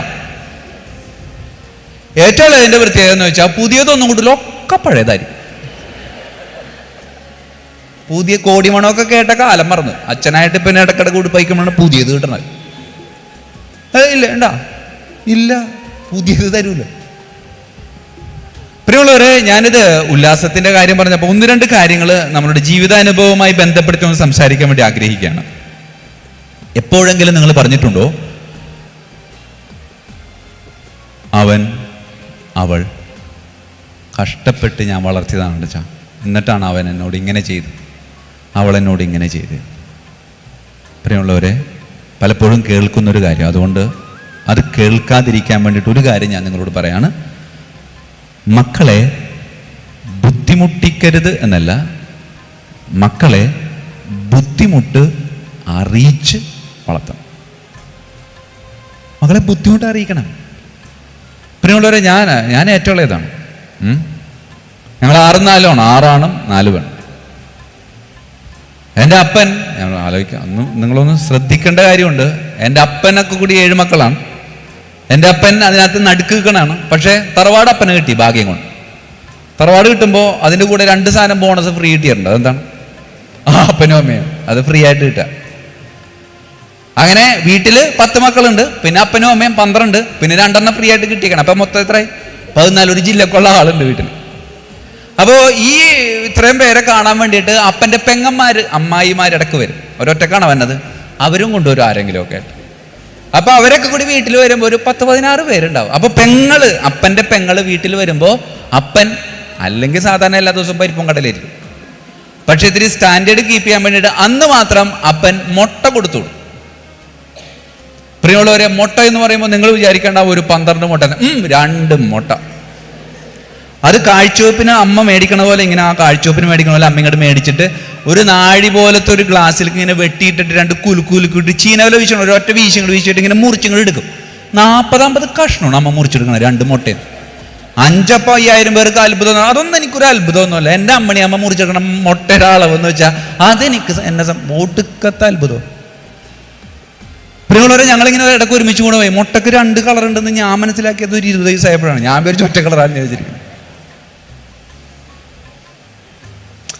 നമ്മൾ ഇത് നിങ്ങളിങ്ങനെ പറയുമ്പോൾ, ഇപ്പോൾ എൻ്റെ അപ്പന് പലചരക്ക് കച്ചവടം പറഞ്ഞു. അപ്പം ചന്തയിൽ, കോട്ടപ്പുറം ചന്തയിലാണ് പോണത്. മെയ് മാസം ആകുമ്പോൾ ചന്തയിൽ നിന്ന് അപ്പൻ തിരിച്ചു വരുമ്പോൾ തുണിച്ചന്തയിലും കൂടിയും കയറും. എന്നിട്ട് അവിടെ നിന്ന് കുറച്ച് സാധനങ്ങളുണ്ട് മേടിക്കും. വേറെ ഒന്നുമല്ല, ഒരു കിലോ കണക്ക് മഞ്ഞ് കണക്കണം. മഞ്ഞെന്ന് പറയുമ്പോൾ ഒരു 10-16 കിലോ ഉണ്ടെന്ന് ഒരു മഞ്ഞ്. അപ്പോൾ കുറച്ച് തുണികൾ മേടിച്ചിട്ടുണ്ട്. എന്നിട്ട് മെയ് മാസം അവസാനമാകുമ്പോൾ ഞങ്ങളിങ്ങനെ ട്രൗസറും പാവാട അടിക്കുന്ന ഒരു കർത്തവ്യമാണ്. അമ്മ മൂത്ത ചേച്ചിനെ ഇതൊക്കെ പഠിപ്പിച്ചിട്ടുണ്ട്. കാരണം ഇത് തയ്ക്കാൻ പുറത്തോട്ട് തന്നെ പിന്നെ ആധാരം പണയം വെക്കേണ്ടി വരും. അതുകൊണ്ട് അമ്മ ഇതൊക്കെ പഠിപ്പിച്ചുകൊണ്ടിരിക്കണം. അങ്ങനെ തന്നെ ചേച്ചി അളവെടുക്കുകയാണ്. ആദ്യം തന്നെ സ്വന്തമായിട്ടൊരു അളവെടുക്കും, പിന്നെ ഇങ്ങനെ നിരത്തി അളവെടുക്കും. ഈ ട്രൗസറും പാവാടയെന്ന് പറഞ്ഞാൽ തമ്മിൽ വേറെ വ്യത്യാസമല്ല. ട്രൗസറിൻ്റെ ഇടയ്ക്ക് ഒരു അടിപ്പുണ്ടാവും, പാവാടക്ക് അത് ഉണ്ടാവില്ല. അത്രേ ഉള്ളൂ, വേറെ ഡിസൈനൊന്നുമില്ല. അങ്ങനെ ഇങ്ങനെ കാര്യങ്ങളൊക്കെ എടുത്ത് അളന്നളന്ന് വരുമ്പോഴേക്കും ഒരു 7ാമത്തേക്ക് ആകുമ്പോൾ ചില സമയത്ത് വരുമ്പോൾ തുണി തീർന്നു. കാരണം അപ്പന അളന്നെല്ലാം മേടിക്കണത് കണക്കാണ്, കിലോ ആണല്ലോ. അപ്പോൾ അമ്മ ഉപ്പ് വെക്കുന്നുണ്ട്. അമ്മ അപ്പുറത്തേക്ക് പോയി തിരിച്ചു വരും. തിരിച്ചു വന്നിട്ട് കഴിഞ്ഞ വർഷത്തിൻ്റെ മുമ്പത്തെ വർഷം തയ്ച്ചതിൻ്റെ കുറച്ച് ബാക്കി അവിടെ നിന്ന് ഇവിടെ നിന്നൊക്കെ ആയിട്ട് 7ഉം 8ഉം 9ഉം ഒക്കെ പോകും. ഓക്കെ ആയിട്ടുണ്ടാവും. അപ്പോൾ 10 നമുക്ക് ക്യൂലാണ്. എനിക്കൊരു ട്രൗസർ അടിച്ചു തരുമല്ല ചേച്ചി.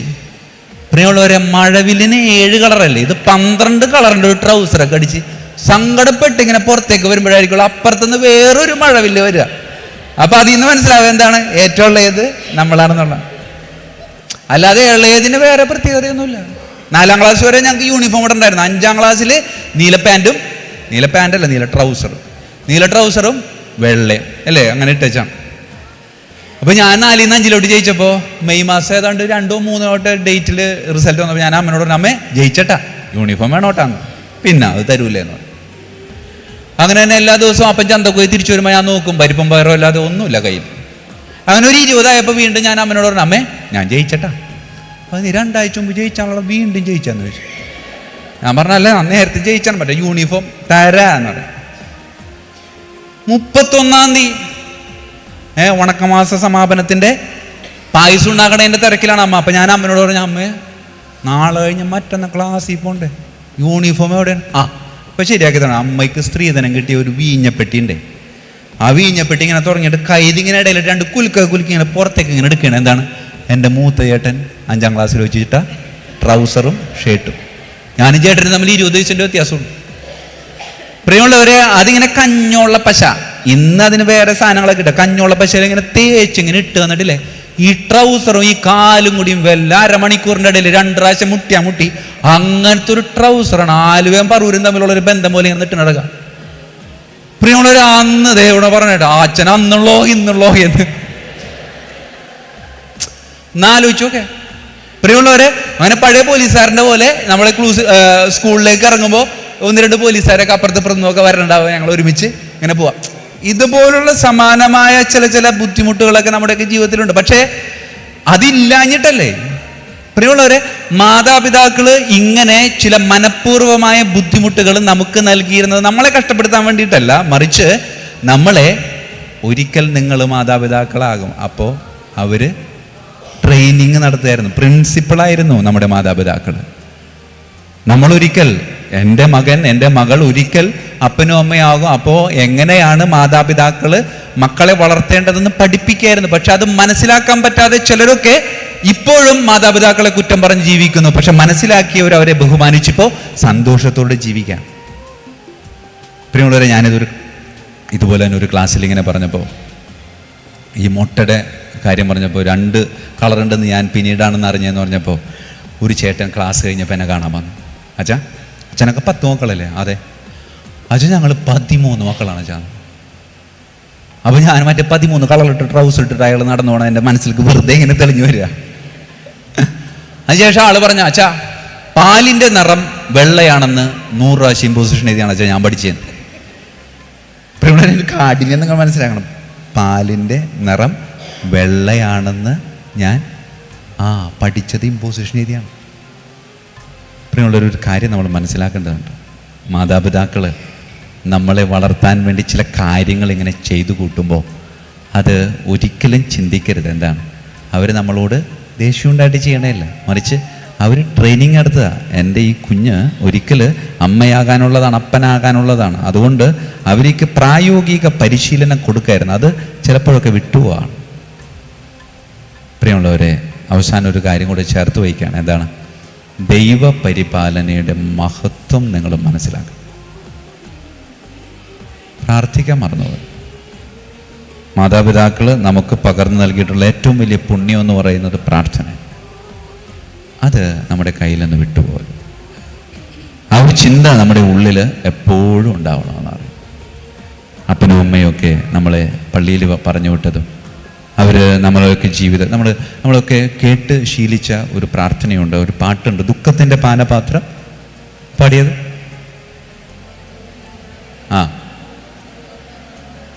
പ്രിയമുള്ളവർ, ഇത് എഴുതിയത് ആരാണെന്ന് അറിയാമോ?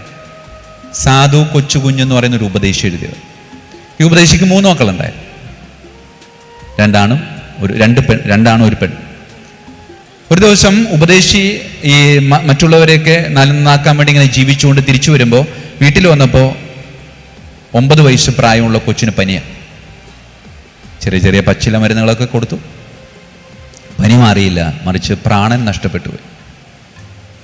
അപ്പോൾ പ്രാണൻ നഷ്ടപ്പെട്ടു പോയ തൻ്റെ പൊന്നോമന മകൻ്റെ ശരീരത്തിൻ്റെ മുമ്പിൽ ഇങ്ങനെ പകച്ചു നിൽക്കാണ് ഈ സാധു കൊച്ചുകുഞ്ഞ് ഉപദേശി. അവൻ്റെ പ്രിയപ്പെട്ടവർ വന്ന് ഈ കൊച്ചിനെ എടുത്തുകൊണ്ട് പോയി കുളിപ്പിച്ച് വെള്ള വസ്ത്രമൊക്കെ ധരിപ്പിച്ച് ശവമഞ്ചത്തിലേക്ക് ഇങ്ങനെ കിടത്താൻ കൊണ്ടുവന്നപ്പോൾ ഈ ഉപദേശി പറഞ്ഞു, കിടത്താൻ വരട്ടെ, അവനെ എൻ്റെ കയ്യിലേക്ക് തരാൻ പറഞ്ഞു. അങ്ങനെ 9 മാസം പ്രായമുള്ള കുഞ്ഞിനെ എങ്ങനെ എടുക്കുന്നുവോ അതേപോലെ തൻ്റെ കയ്യിലേക്ക് ഇങ്ങനെ ചേർത്ത് വെച്ചു.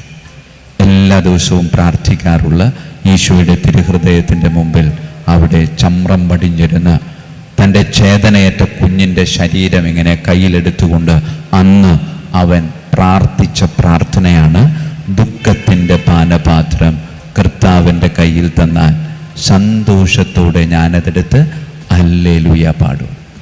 ആ സമയത്ത് അവൻ്റെ കയ്യിലിരിക്കുന്നത് തൻ്റെ പൊന്നോമന മകൻ്റെ പ്രജ്ഞയറ്റ മരവിച്ച ശവശരീരം. അതിങ്ങനെ കയ്യിലെടുത്തിട്ട് അവൻ പറയാ, ഞാൻ ഹല്ലേലൂയ പാടാം. കാരണം എന്താ? അവൻ ഉറപ്പായിരുന്നു, എൻ്റെ ജീവിതത്തിൽ ദൈവമറിയാതെ ഒന്നും സംഭവിക്കത്തില്ല. ജീവിതത്തിൽ എന്ത് സംഭവിച്ചാലും അത് ദൈവം അറിഞ്ഞിട്ടാണ് സംഭവിക്കുന്നത്.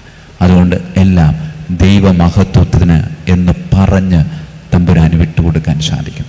അങ്ങനെ വിട്ടുകൊടുത്താൽ, ഞാൻ ആദ്യം പറഞ്ഞതൊക്കെ മറന്നുപോയാലും ഇത് മാത്രം ഓർത്തു വെച്ചാൽ മതി, നിന്റെ ജീവിതത്തിൽ ഒന്നും അവനറിയാതെ, ക്രിസ്തു അറിയാതെ സംഭവിക്കുന്നില്ല. അത് അവൻ്റെ അനുവാദത്തോടു കൂടെയാണ് സംഭവിക്കുന്നത്. അത് അവൻ അനുവദിച്ചിട്ട് നിന്റെ ജീവിതത്തിൽ വരുന്നതാണ്. അതുകൊണ്ട് അത് തരണം ചെയ്യാനുള്ള ശക്തിയായി അവൻ നിന്റെ കൂടെ ഉണ്ട് എന്ന തിരിച്ചറിവ് എന്ന് സ്വന്തമാക്കുന്നുവോ അന്ന് നാം ദൈവത്തിൻ്റെ പ്രിയപ്പെട്ടവരായിട്ട് മാറും. എന്നെ ശ്രവിച്ചിരുന്ന നിങ്ങൾക്കും ഏറെ സ്നേഹത്തോടെ നന്ദി അർപ്പിക്കുന്നു. ദൈവം നമ്മളെ സമൃദ്ധമായി അനുഗ്രഹിക്കട്ടെ.